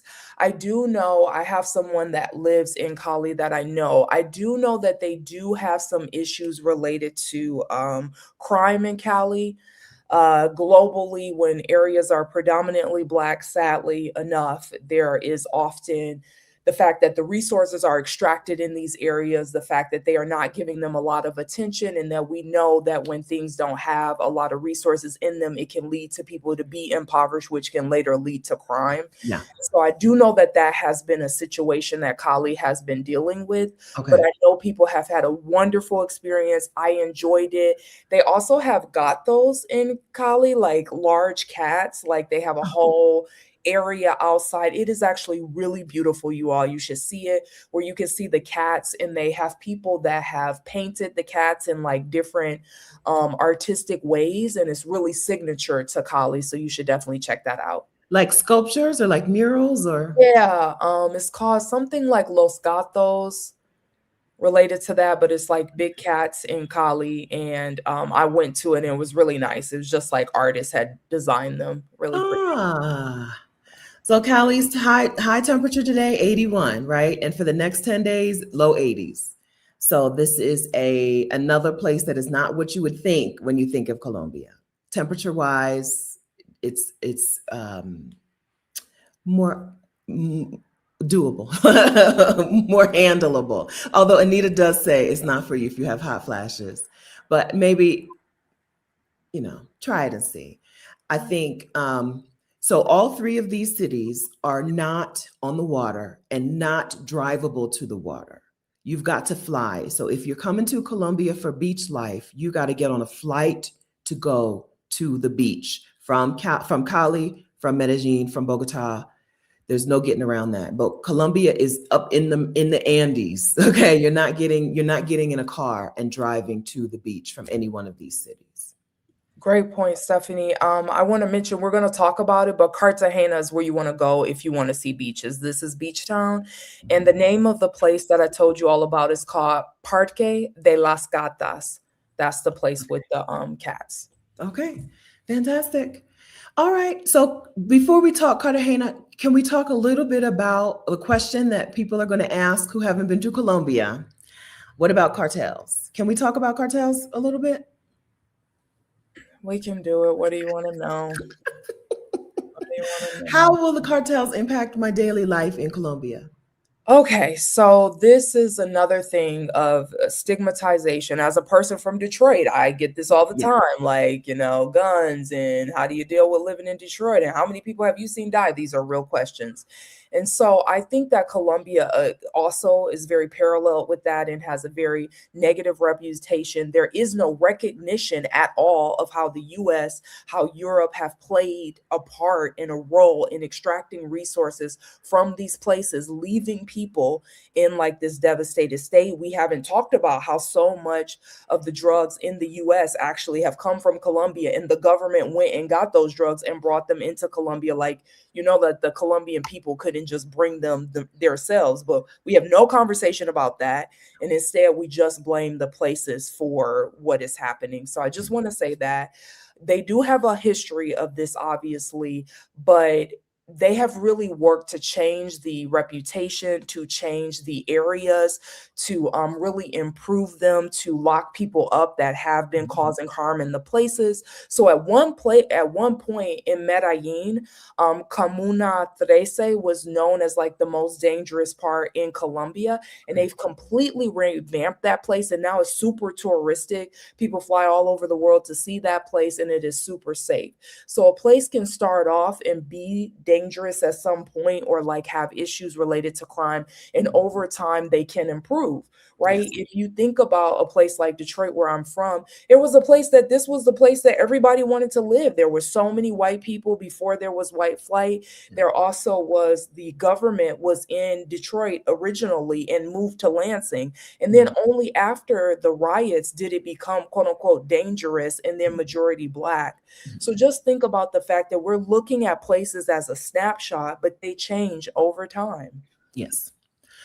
My experience with cartels is that I have no experience with cartels, right? You can live your life. What you know about what I can say about like, being in a place where there is cartel activity, right? They shot down a helicopter out not in Bogota, but out in the mountains. They shot down a helicopter not long ago, right? They be doing stuff. They be fighting back and forth. The military here is to fight the cartels. What I know is I feel like the violence here is very specific, targeted. Whereas in the United States, anybody can get it, right? Anybody can get it. Here, if Rashida always be like, if you don't have cartel business, they don't have business with you. And that's how I feel about being in a place where there is activities, there's some things. It's not it does not impact my daily life. Like when I lived in Wilmington, Delaware, when there was a time when Wilmington had the highest violent crime rate per capita in the United States, right? And I'm not going on the east side. Even today, I don't go on the east side of Wilmington. My mom tricked me one time to take her to a church, and we drive and drive. I'm like, wait a minute. The east side?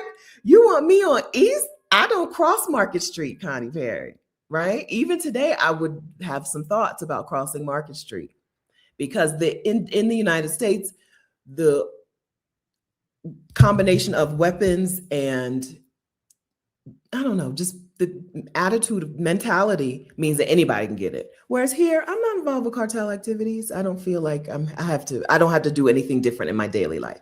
Here, the crime is people will steal your phone. According to locals, I've never seen a phone snatching, but according to the locals, put your phone away. Okay.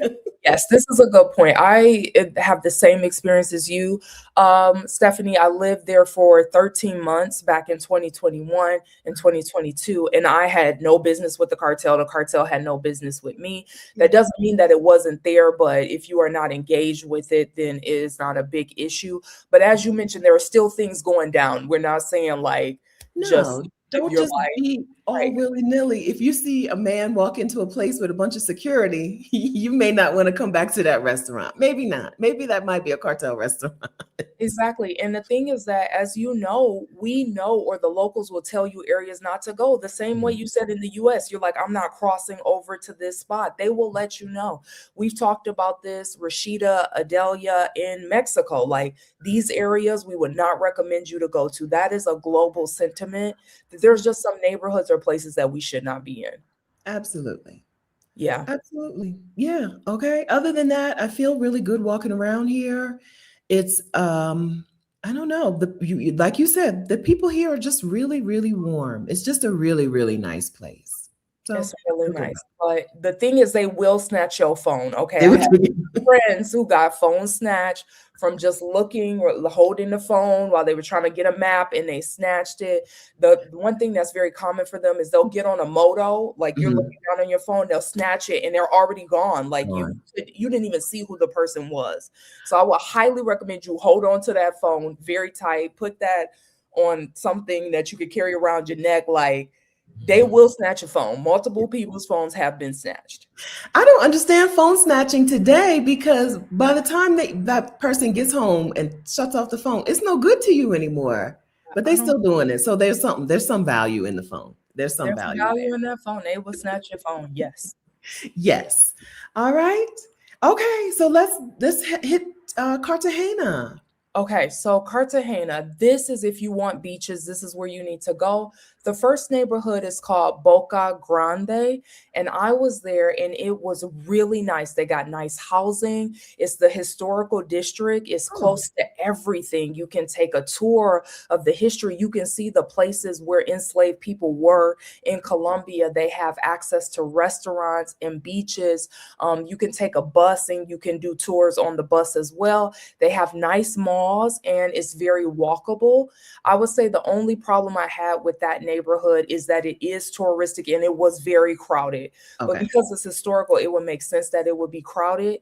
Yeah. And so, one thing that I thought was really cool about Cartagena is they've got this like structured. So you go to them, you go to the mall, you could just go to the mall and you're like, hey, I want to go on a beach. And they're like, great. Do you want private? Do you want big? Do you want private? Do you want public? Do you want expensive? Do you want nice? Do you want to be really close to the water? Do you want to be far away? They have so many beaches because it's off the coast. So there's a Oh. variety of beaches. I went to a private beach where it was like just us. We were the only ones that were allowed on that beach. They took us on a ferry. It was about a 45-minute ride, and we got to stay on that beach for the entire day. You could have also stayed there overnight. They had a hotel on that beach, private. It was me, my friend, her sister, and then another family, and we were the only ones allowed on the beach at that time. And then I went to a public beach, which has everybody there, everybody sitting around. We could walk outside of our hotel where we were to that beach. So they got beaches down. If you like beaches, Cartagena. If you like history, Cartagena. But also know there's a lot of people. Yes, okay. A lot of people also know, like a lot of beach towns, you're going to be sweating, okay? You're going to be sweating. Cartagena is where we see the ladies in those dresses, right? You see people, ladies in those dresses, and people like to take pictures. Y'all have seen pictures from Cartagena. I think there's a black town. Is that outside of Cartagena or outside of Cali, Yes. where they Okay. have that big Great point. mural? Okay. Thank you so much, Stephanie. This is what we need in our life. Okay. So the women that you're going to see in the dresses, they're dressed in the Colombian flag is the dress that you see. They are part of the palenqueras, and they are the black people, right? These are the original people. They are probably descendants of enslaved people. Remember, we talked about this is the first place they brought enslaved people to Colombia. It is going to be very black. Okay, Wonderlust has put that in the chat. Yes. Very black city. And there is a place outside. It is still a part of Cartagena, but it's going to be where all the black people are largely concentrated and not all this touristic nonsense. And Okay. you're going to get really the West African culture combined with Colombian culture. And this is in the Palenque. I think it's San Balisco de Palenque, but you can. I'm trying to find it now. Okay. All right. And I want to let you all know I have a video on this on my channel, Fly Like Me PhD. I talk about Cartagena. I interview two people that have actually been to Cartagena. One of them is Dr. Crystal. She also has a channel, Sabbatical Life, and they have been to the Palenque and they actually interacted with these people. They had a wonderful time. It was music, it was dancing, it was culture. So if you want to know about Black culture, you need to go to the Palenque, and it's going to be an hour outside of Cartagena, Okay. that city. I know someone who went to go there to go to a healer there. They do. It is black. It is black and indigenous, and it is yeah, a cultural thing. Okay, good. I'm glad. Okay, And and then that's that big mural you see. I love being black. There's a bit y'all seen that picture. You may not have known what it was, but that's San Basilio de Palenque. I thank think you, that's the Stephanie. name That's of the right. city. Yep, perfect. Good. Yeah, murals everywhere. Wanderlust says murals everywhere. Yes. So Cartagena and Palenque are it's a one-stop trip because they're not far from each other. So you can do both at one time. Yes, and I highly recommend it. I'm trying to get back because I didn't go there when I visited Cartagena, but I heard that it is like super cultural. The people are really wonderful. You can dance with the people. You can really learn a lot about Black history, specifically in Cartagena. And this is not going to be as touristic Mhm. because I don't think the white people really know about this, and Yeah. Black people are have preserved their culture. I'm so sorry. They've preserved the West African culture and traditions in this area, the Caribbean traditions in this area. And I think as Black people, we all need to be there and just learn a little bit more about the place. Yes. Jalen said sounds like her type of place. I agree. I agree. I agree. And yes, they still the language is Spanish there, right? That's still that's Okay, everything is going so to be. the language is Spanish. However, because remember, enslaved people specifically were being taken from West Africa, so they have like a little, like a Creole. It's almost like a Oh, Creole that they speak.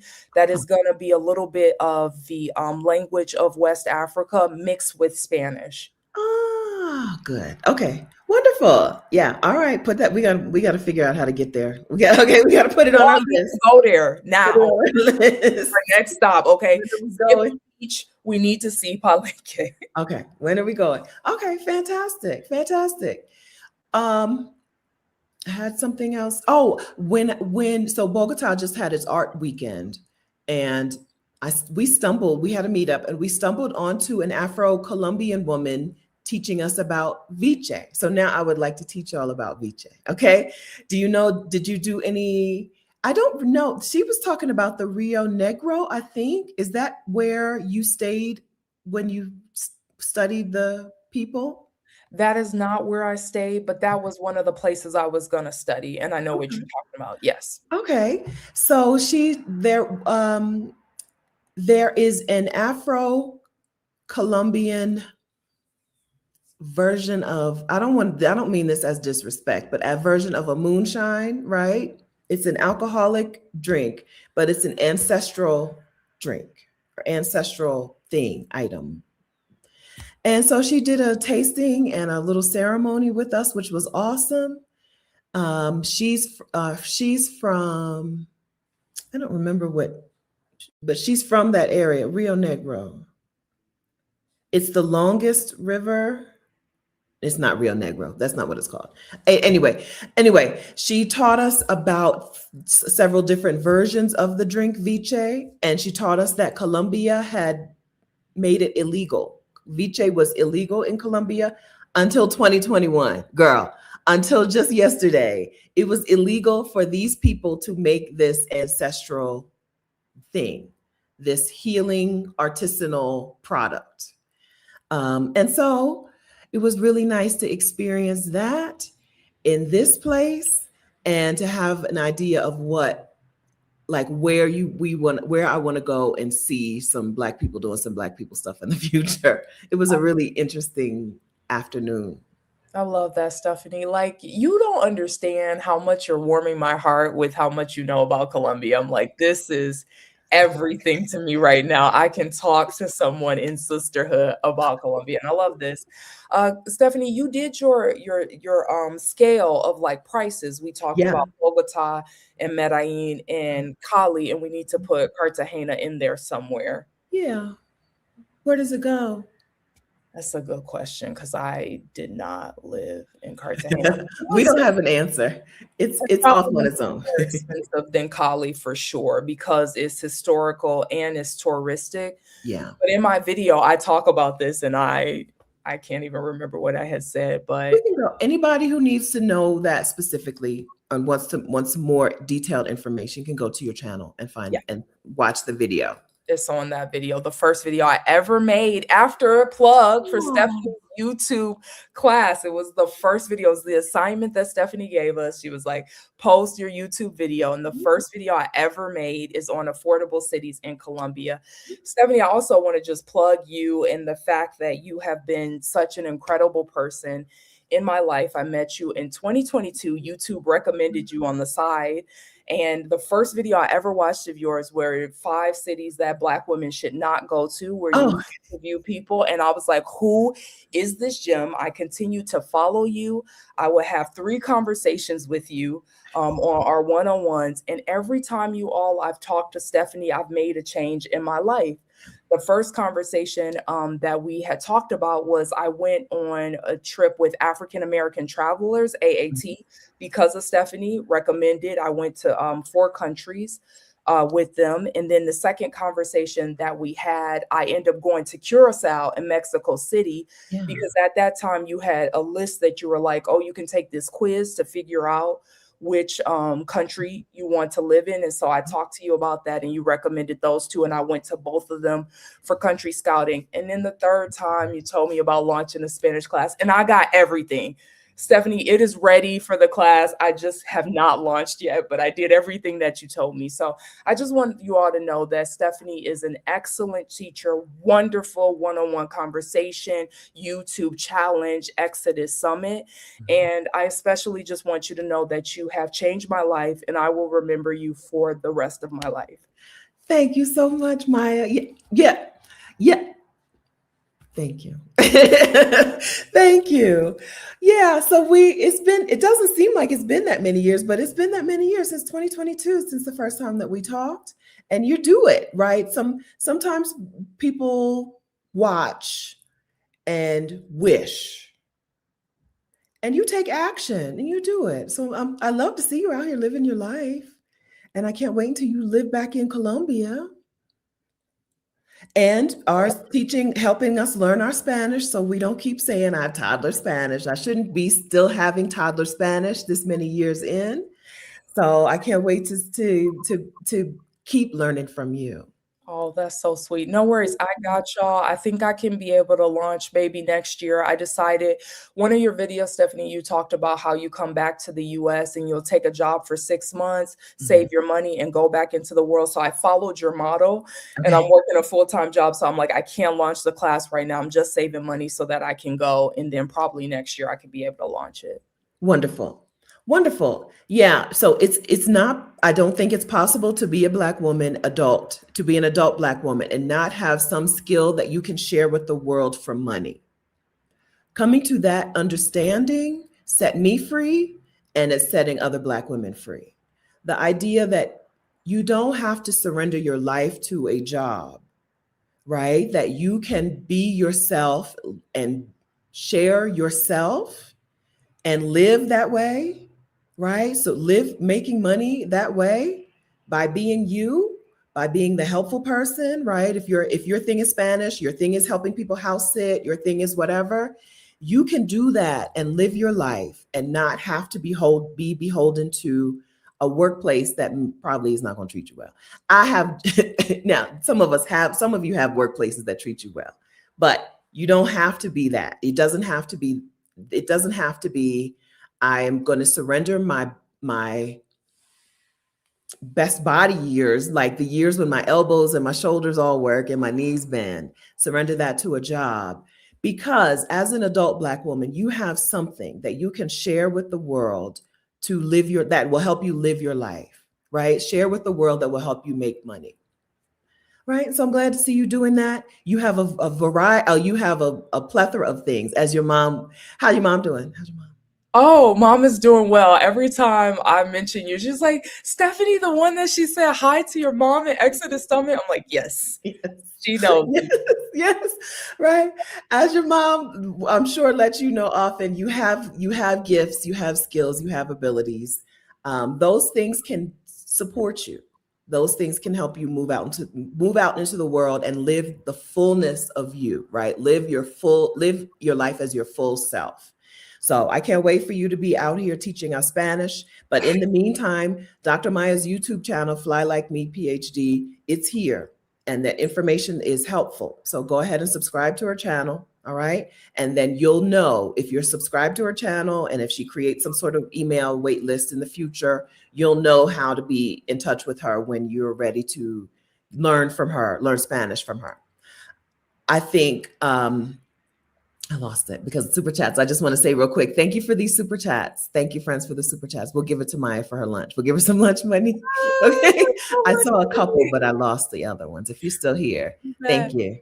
Saniki. Thank Yeah, you. and I just want to say too, Stephanie, you said this in your YouTube channel in our class. You were like, I'm a good teacher. And I would say that you are hands down. Like, you really walked us through with the YouTube. And because of you, we created our own YouTube group, as you know. And there's 10 of us in this group, and 9 of us are from your group, like even different years. Like, there's different Yeah. years that people had your class that has our group. So like you really do change lives for us. Like I could have never known that there was this whole world out here of Black women traveling internationally. People had looked at me like this was so weird when I was in Yes. traveling since 16, and they like, why you keep leaving? And then I meet Exodus Summit, I'm like, whoa, this is a real thing. And you all have validated and affirmed everything that I've known since 16. Yes, that's right. That's right. Yeah, I say that a lot. You feel like you're the weirdo until you get in the right community. You're just not in the right places yet, right? You get in the right places, you're like, oh, either you're like, oh, we're all weirdos, or you're like, this is not all that weird. It's not all that weird. I don't think leaving the country for a better life is weird because people have been doing it since we've had feet. We've moved to live better. And so it's our time to do it. Um, and we don't have to keep wishing and hoping. We take action. What my one thing she's gonna do is she's gonna make a change. She's gonna take some action. So thank you for modeling that, right? For showing us that, showing us what that looks like. We don't have to have it all like perfect. We go with the flow. We you can make you can make things better if they're not perfect to begin with. Agreed. Stephanie, when's your next retreat? I know you've been inviting people to Bogota. When can I come through? When is the Come next down. time? You're Come invited. down.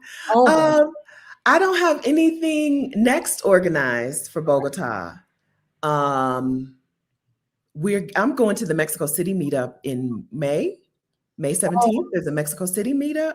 nice. So we're doing the Exodus Summit community is doing meetups all over all the time. Okay. I know I'll be at the Mexico City one, and I know I'll be at the Medellin Flower Festival meetup. That may not show up on the I'm gonna link to the Exodus Summit community. That may not show up in the community yet, but I'll be there. It's happening. My dad's birthday. I found out about it last year, and it's the same time as my dad's birthday. So I went to his birthday last year. So he doesn't expect me this year. Okay. So the community meetups still on, still happening. Mexico City, May 17th. Bogota, Medellin, sometime early August. Perfect. Um, And Stephanie, did you get your cedula in Colombia, your card, with your ID card? I believe in riding dirty. I am on my way to I'm on my way to things, but I don't have I that's why I'm putting off the bank account because it would be easier once I have my cedula. So the digital nomad visa process is not crazy hard in Bogota, but as a person who does sometimes doing as little as possible means that I'm missing deadlines. Okay. So I may be missing some deadlines to get my cedula, but I'm in the process. I am in the process. My people, the attorney that I'm using, they're like, girl, TikTok, let's get this thing moving. We've been working on this for too long. I I had will to get some stuff apostilled, and then that meant the first thing expired. My what's it called? My background check expired because while I'm waiting for this to get apostilled, and then I got to restart the background check. So I'm riding dirty right now, but not for much longer. have to get the background check at apostilled. No, as far as I know, Yeah, no. I did my background check. I did that from here in Bogota, but then I Oh, went to Delaware to get my business documents, and I got those apostilled in Delaware. got it. Okay, They did perfect. the background check for me right here. They came to the Airbnb that I was staying in and everything and took my fingerprints. I didn't even have to leave the house. But then it took me too long to get the other stuff, and then I had to start this over. I Okay. am not a good example of how long it takes to get the digital nomad visa because I believe it takes days. If you have everything at the same time, I think it's a process that takes a couple of weeks, not a couple of months. It should not be taking me a couple of months to do this. Okay, and I want everybody that's watching, if you plan to live in Colombia for a while, the cedula, you can get that for free if you go to the Migración Colombia office in the first 2 weeks. After that, you might have to pay for it. I had to pay Oh, $200 for my cedula because I went 3 months later and they were like, why didn't you come the first 2 weeks? And I was like, girl, I was unpacking and getting used to the culture. And they were like, yeah, you're gonna have to pay a move oh, the fine. I had to pay 200, but I also didn't have a facilitator like you did, Stephanie. So maybe you're able to. they didn't tell me that. Okay, so I could probably go get it while I'm waiting for the other stuff to come through because they just change it from from visitor to resident. They've been really most places are really easy with like just give us your passport number, right? You don't have your cedula. What's your passport number? The only thing that won't let me do that is the NECI payment plan. Not the only thing, but one of the only things. Neki, and I can't get IKEA furniture. I can't buy IKEA, I can't shop on IKEA's online portal, right? Yeah. Other than that, it's been pretty normal just using my passport number everywhere. Yeah. So, just so that you all know, to like crack down on crime and things like that. This is a reason that they want everybody to have a cedula. It's like an ID card, like we have our driver's ID, and you Mhm. give this number all the time whenever you make purchases, whenever you go places. If you don't have one, you're just like visiting, you use your passport number, like Stephanie mentioned. But if you need to get things in Colombia, a bank account, you're trying to get certain apps and stuff, it would be better to have the cedula because the passport is like two countries talking to each other. The Yeah. cedula is like you talking to the Colombian government, right? They understand the cedula more than they do your passport. So like you're like more a part immersed if you have a cedula than a passport, but you still can use a passport. Yes, it's more, you are more legit. That's right. When I was apartment hunting, I got this apartment because I'm renting directly from the lady, the owner. But when I was going through realtors, they were like, I don't want to deal with you. Right? I don't want to talk to you. Yeah. Yes. Thank you for that. I may be able to go ahead and get it while I'm going through this, waiting for my other documentation to be approved for the longer thing. Okay. Thank you for that. You're very Yeah. It welcome. just helps you be more legit there. Are legit. And as Stephanie mentioned, this is a big thing that's just like Colombia specific. Some countries will also require you to do this, but you have to have that FBI background check. Obviously, you could get it done in Colombia. In the US, we simply had to give them our fingerprints in the US, but make sure you specifically say you want an FBI background check for another country, not a live scan. I also have a video on this on my channel because I made the mistake of paying for a live scan and they were like, this is not the FBI background check. Oh, okay. Okay. Thank you. Yeah. Yeah. Yeah. Yeah, I just want to say one more time, Colombia's digital nomad visa process is not as hard as I make it seem. Okay. I just be doing whatever. And then I don't, sometimes I don't even look at my phone. They communicate with me via WhatsApp. Sometimes I don't look at my phone for days and days at a time. And then they're like, we need you to get us this by this and whatever. Being a business owner also made it a little more annoying, which is why I'm glad I have the facilitator, but also it means that they're annoyed with me. My facilitator's annoyed with me. Yeah, it's not that hard. Colombia has a good retirement visa. They don't have a good visa for permanent residency. They don't have a good pathway for permanent residency if you're not retired. Yeah. So then you have the digital nomad visa, but that's just a couple of years. Yeah. I feel like, I feel like at some point they're going to create a thing, right? They have to. Everyone else is doing it. They Everyone have else. to create something else that's a pathway to permanent residency for people who are not retired, for people who don't have a pension or Social Security or something. You're so right. So this is a major issue. This is not Mexico, okay? Mhm. This is not Mexico. Colombia visa process. I've had problems with the Colombia visa and government multiple times. So I'm going to tell you so that you won't make the same mistake as me. There's two things that you can do when you're in Colombia when you're getting a visa. There is the M visa, which is a migrant visa, or there is the V visa, which is a visiting visa. The visiting visa will not put you on the path of residency. Okay, that's the digital nomad. Is that maybe being a volunteer? Some jobs, like if you're on a V visa, it is not on the path of residency at all. You have to be on an M visa to be on a path of residency. And things that require like an M, some specific jobs will give you the M visa. Like you said, Stephanie, I think trying to do adoption will Investment, give you that. adoption, investment. Investment, marriage, like those will get you on the M visa. So, just so that you all know, do not be on the V visa thinking that you're going to get residency. You've been there for 5 years. I have a friend, she was there 7 years on the V visa and did not get residency. Temporary, permanent, nothing. You have to be on the M visa in order to be on the path of residency. Yeah, part of me is like, I figure they'll just change it at some point. And part of me is like, you need to do one of those other things. So people, you may know, I'm here because of adoption. I chose Colombia because of adoption. But even without that, and adoption is a pathway to permanent residency. But I think this is a place where I would consider a real estate investment.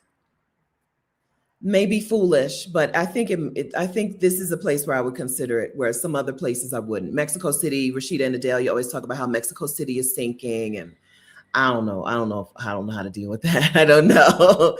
But here, everything is a condo. I think $150,000 condo is doable. It's possible in a few years. If I get sick of the digital nomad, if I get sick of being a visitor, and I don't have and adoption doesn't happen, I think it's a pot. That's my fallback. Yeah. But I feel like they have to create something. Everybody else is doing Yeah, so it. hard. But for you all, so that you know, the job that I'll have on in Colombia is I'm on the M visa from my job. So just if you do get a job in Colombia, just ask them, will you be on the V or will you be on the M? Okay. Just so that you know ahead of Okay. time. Okay. Yes. Good, good. Yeah, I'm excited for your job here, and I'm excited for us to be neighbors. Can't wait. I can't wait. Maybe I'm gonna have to come early to be at the flower festival so we can meet in person, Stephanie. This is too long. 4 years is too I long. agree. I agree. That's why I told you about it. I agree. We're gonna be there. Okay, we're gonna be there. I hope you can. I hope you'll be there too. If not, then I'll see you later. Once you Okay. get to Medellin, I'll see you there. I'll see you later, girl. Because like Avianca, it's like $50 to get to Medellin. Okay, I can do Exactly. it. Yes. I can Yes. do I'm it. about to get frequent flyer miles with Avianca. I'm about to sign up. Yes, yes, I'm doing it. Yeah, yeah. We'll definitely not not much more time will have to pass before we'll get to see each other in the real world. Yeah. Okay. Anything you wanted to talk about today that we didn't get to? Okay, I just want to mention really quickly for Medellin, the neighborhoods that I like there were Laureles. This place is like kind of touristic and also has some locals. This was the place where I told you the friend, they were speaking a little bit of English to her in the grocery store. This is the neighborhood that I'm actually trying to live in when I moved to Medellin. It has lots of apartments. It has really good food options, vegan and vegetarian options.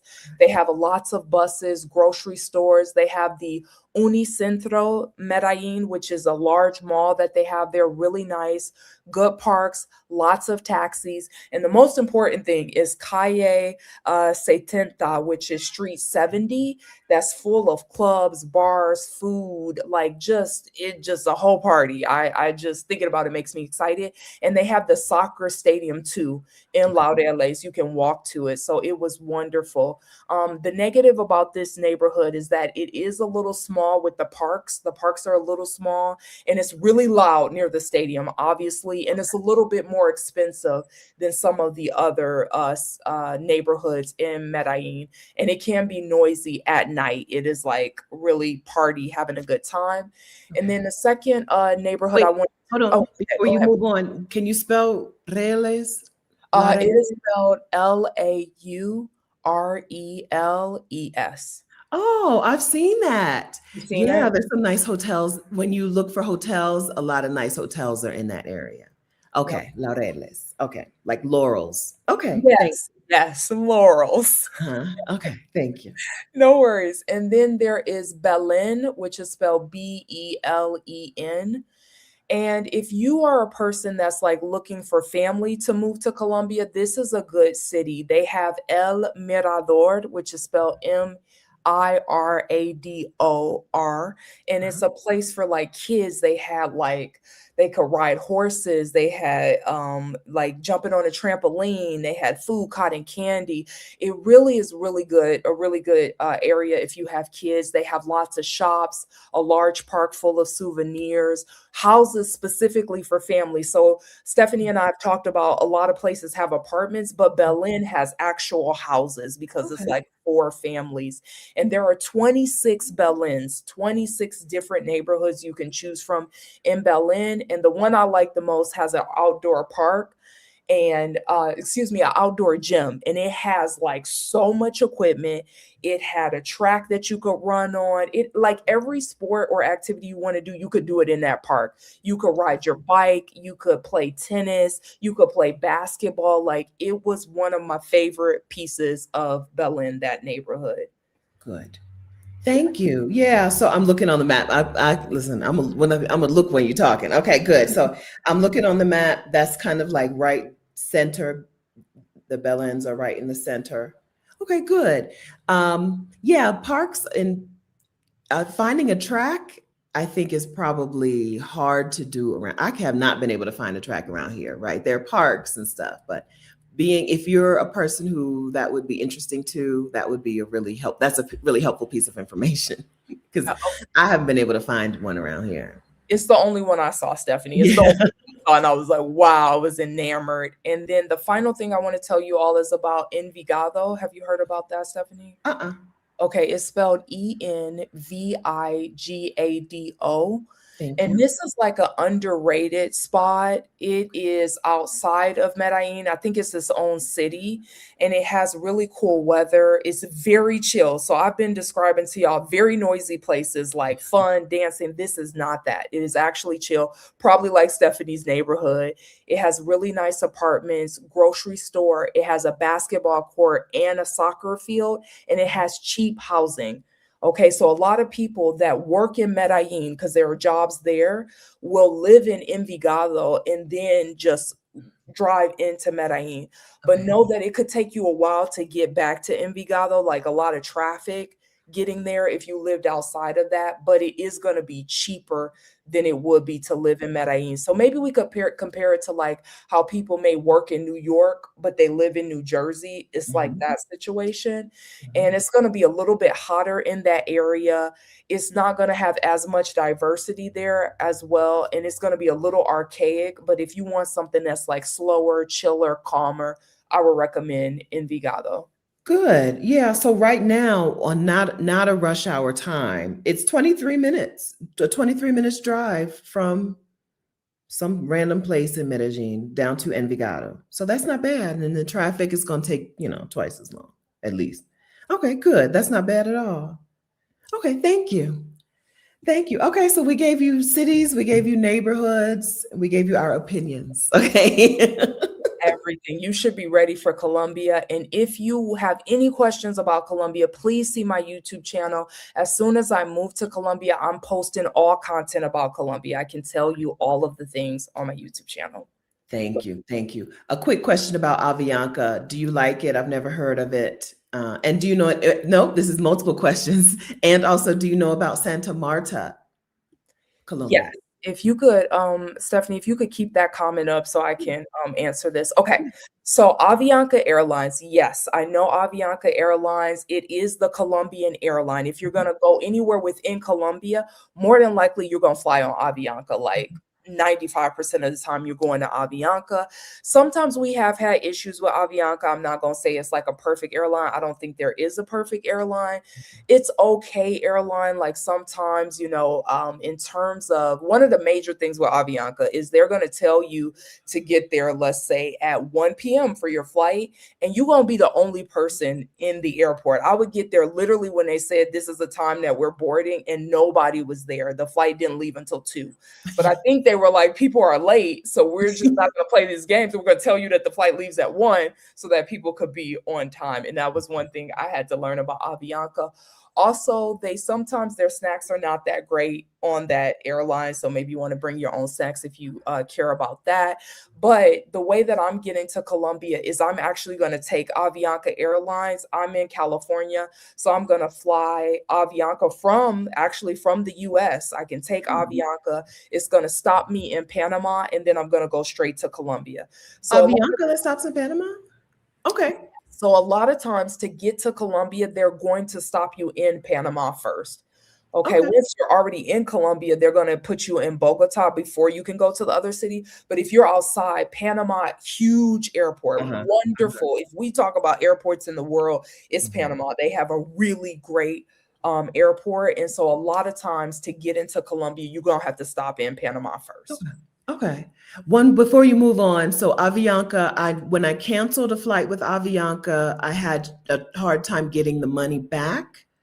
I flew to El Salvador, from Costa Rica to El Salvador, I think, on Avianca, and then I changed my dates, and I couldn't change. I couldn't change the ticket. I had to cancel the ticket and buy another one, and it took a while to get the money back. And I would say for the business class girlies, most of their flights don't have a business class.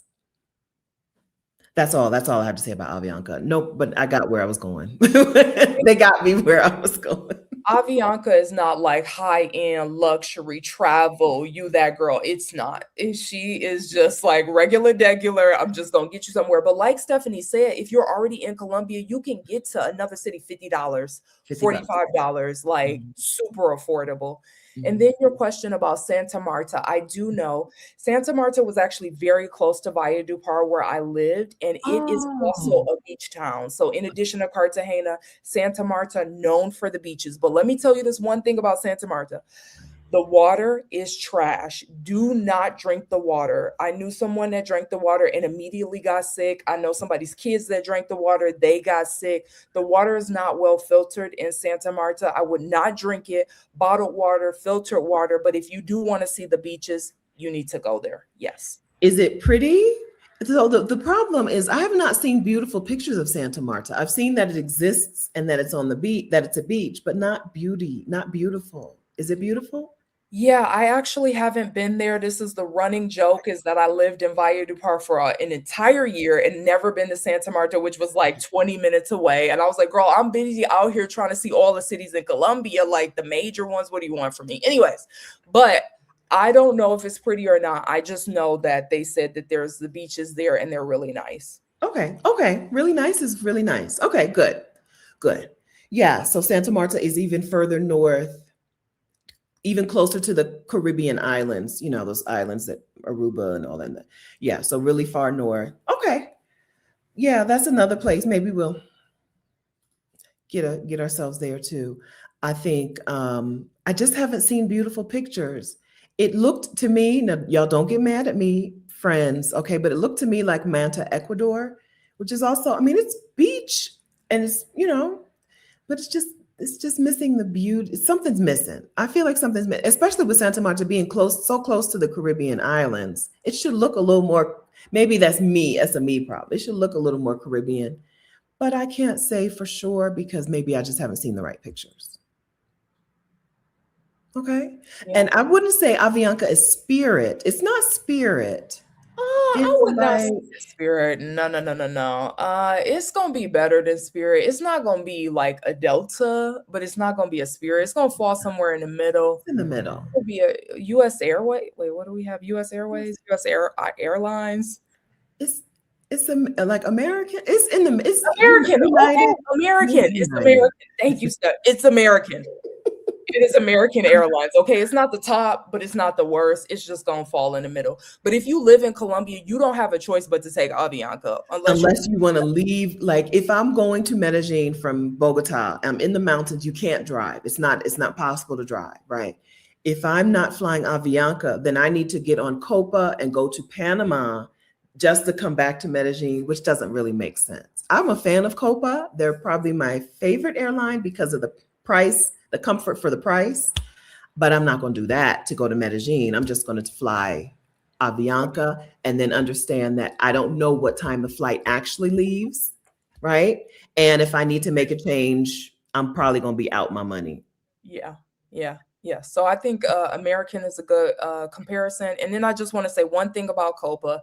So Copa will not necessarily tell you if you are American. They will not tell you about like the visa process for other countries. So I booked a flight through Copa to go to Venezuela, but you need a visa as a US citizen. You need a visa to get into Venezuela. Yeah. And this was years ago. I know like right now the tension is high in Venezuela, so I'm not recommending people to go, but I'm just telling this story so that you all We're know. not recommending that you go. I'm not recommending that you go. I went on Copa Airlines. I got to the airline and they wouldn't allow me on the flight because I did not have a visa. And so then they were like, "How come you don't have a visa?" And I was like, "They told me I didn't need one." And they're Okay. like, "Oh, that's for Colombians. Colombians Colombians. don't need a visa to get into Venezuela, but you do." And so I lost my money on that flight. So I'm just letting you all know that Copa will not let you know. Like, if you're an American, you might need a visa for this. If you are from this country, they won't let you know. You can book the ticket Mhm. and then you get there and not be able to get on a flight. So make Yeah. sure you do your research before. If you're like, okay, I'm trying to fly to this country, do I need a visa?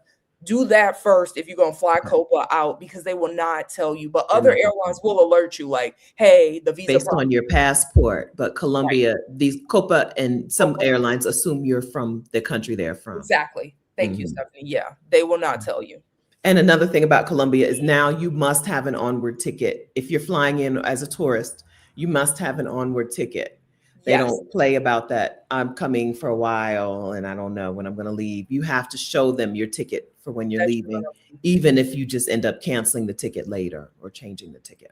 This is a Yeah. good point. So I had a visa for a year. The visa expired and I did a border run so that I could come back in just for like 3 months. I went Mhm. to Panama for my border run because it's the closest place that I could get to.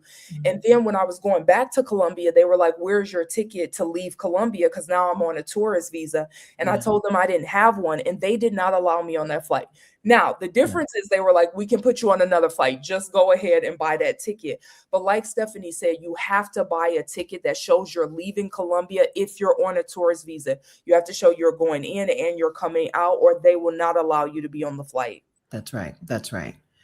Anita says it is that this is the right answer. Avianca, they don't have good customer service. If you need any customer service,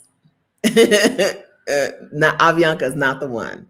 Avianca is I have a ticket and I'm going to get on this flight. But if you need anything else, not them. Copa, good customer service. I got no complaints with Copa, and it's not like me to like an airline. It's the first airline I've liked.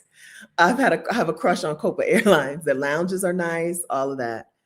But Avianca is not, the customer service is lacking. I remember changing the flight and they had me email some stuff to them. And so I went to El Salvador. Oh, literally, I got my refund last year. I went to El Salvador. Adelia, was that 2022, 2023? I got my refund in 2024, 2025. I got, it was like $100. I got that refund in 2025. So I wouldn't count on customer service with Avianca, but you're going to get where you're going. And that's that. And you're not going to have to leave the country to go to another place inside of the country, which is what will happen if you fly somebody else, some other airline. Okay. I am with Stephanie on this. I think Copa is fantastic. That was the only issue I had with them is they didn't alert me about my visa. But other than that, Copa I think is really good. The problem is Copa is not going to really allow you to travel in Colombia like Avianca will. But if you're going outside of Colombia, definitely take Copa. Yeah, we agree. We agree. Okay. All right. And then Colombia, I've been drinking the water here in Bogota with no problem, but I also for my guests buy the 6 liter bottle of water because I don't know that their new stomachs can handle the water. I don't know if it's because I've spent some time in Costa Rica and Mexico. I drink my tap water here and I'm not even in a new building. This building was, well, it's built in the 80s, I believe. I drink the Bogota tap water filtered through the fridge or through whatever. Um, and I think it's fine. General DC says the same thing. I found water here in Bogota to be no problem at each of my Airbnbs. Harlem Minded, no problem. But if you're new, if you haven't traveled out of the US, you may want to start on bottled water and, adjust slowly. That's my non-medical advice. Yeah.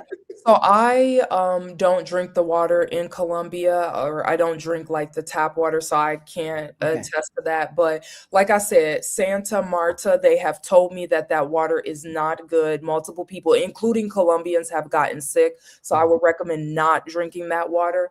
When I was in Valle du Par, I had like one of those like a huge filtered water, like in that Okay. blue, Uh-huh. yeah, that blue jug. I Uh-huh. would get that filter water, and there are places that you can get that from, and they'll deliver it to your home. Yes. So if you're trying to stay there long term, they will deliver that to your home, and you can have that, and you can drink that water. I will also recommend drinking bottled water until you get adjusted. And then when you are in the restaurants, you can ask for filtered Mhm. water specifically. Mhm. They know, like a place like Medellin, because they have so many tourists, they always are like the default is filtered water. Yeah. So Same you don't have to here. ask for it there. Yeah. Same here at restaurants. The default water is bottled water. You're gonna pay for it, okay, but they're giving you bottled water. Yeah. Yes. Okay. All right. Now you know everything about Colombia, friends. Come on down. Okay. All right. So in the Exodus Summit community, which is exodussummit.com/community, you'll see information about future meetups. So if that Medellin Flower Festival sounds amazing to you It looked like a bigger version. So Philadelphia does a good flower show, but this is like a citywide flower festival. It reminded me of the beauty of it reminded me of the Philly Flower Show, but like on a much grander citywide scale. So if you want to come down and you want some information about those things, come to the Exodus Summit community at exodussummit.com/community. Black women only. We're not on Facebook. We're on a platform that requires us to pay. So there's a $1 one-time fee to join the community, but it's worth it. The meetups are worth knowing about. Also, I want to tell y'all real quick that we're raising money to send the Exodus Summit Ghana trip was canceled.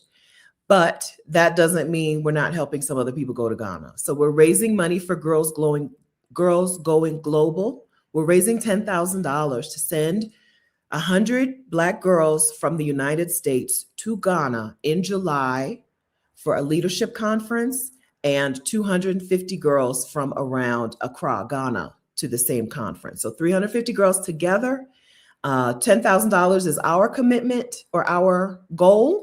Right. This is hundreds of thousands of dollars of money needed for Girls Going Global. But we've committed to raise $10,000. We're almost at $4,000. So thank you for that, because we just sent information out yesterday.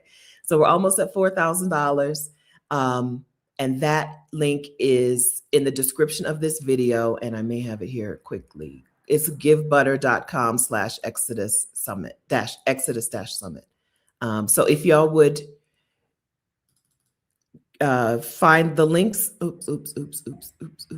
Find the links in the description of this video if you're watching the replay, and govern yourselves accordingly. And then Dr. Maya's YouTube channel is Fly Like Me PhD. Yes, please come through. I talk everything travel. If you ask questions about travel, I'll definitely do my best to answer those. I focus on country scouting. I really go to countries so that you all don't have to go to them, and tell you those pros and cons about those. So please stop by my channel. I would love to hear from other people too about their travels abroad. It was wonderful to hear your passion, right? Your investment how invested you are in Colombia, but also to hear you talk about your studies in colorism, which I don't think I knew that. If I did, I forgot, because I'm 51. No, I don't think I knew that. About it. No. Yeah. So I have my doctorate in social work, and I study colorism. I studied how Black girls combated or dealt with colorism in the academic school setting to still be successful. So my dissertation is completely online. If you all are interested, I can also send it to you, Stephanie. It's completely free. It's out there. So if you want to read that, you can. Yeah. Some of the ladies here have YouTube channels who would like to talk with you about this. So I will put her email address in the description, but it's for that purpose only, not Maya help me plan my trip to Colombia. Okay. Fantastic. Okay. I can't help y'all plan, because I'm trying to plan my own trip. Like, I'm trying to get out of here. So I can't help you plan quite yet. Yes, that's what. Okay, maybe we'll talk about it again sometime soon as well. Okay. That's Stephanie, cool. are you still offering one-on-one sessions? No, I do not. But the next, I'll be doing a YouTube challenge in sometime in the spring. I know spring is almost over. Okay, but maybe sometime in May, I'll host another YouTube challenge. You can get on the wait list. Anybody who's interested at vicarious.com/challenge. You can get on the wait list. No, I don't do one-on-ones, but you and I are friends, so you can talk to me anytime. You holler at me, okay? Thank you, Stephanie. I was like, I need a call. And then I looked and I was like, there's no more one-on-ones. That's how we became friends. I know. We'll see. Now we've crossed over, okay? We've crossed over to friends. Thank you. All right. Okay, friends, thank you for being here. If you would say goodbye to us in the chat, we'd appreciate it, okay? And if you appreciated this conversation, let us know, and hit the like button. And hit the share button. Okay, that's what we're asking from you. Okay, and then we'll see you sometime soon. Some of y'all we'll see in Medellin in early August. Okay. Okay. Yeah, we did briefly discuss. Yes, we did briefly discuss Palenque. Yes, we did. We did. Okay, good. They said it was a good conversation. Okay, thank you. I just need to make sure before we go. And thank you all. Have a wonderful Saturday. I'll see you guys again. Hang on for 1 second, Maya. Okay. Thank you. Bye.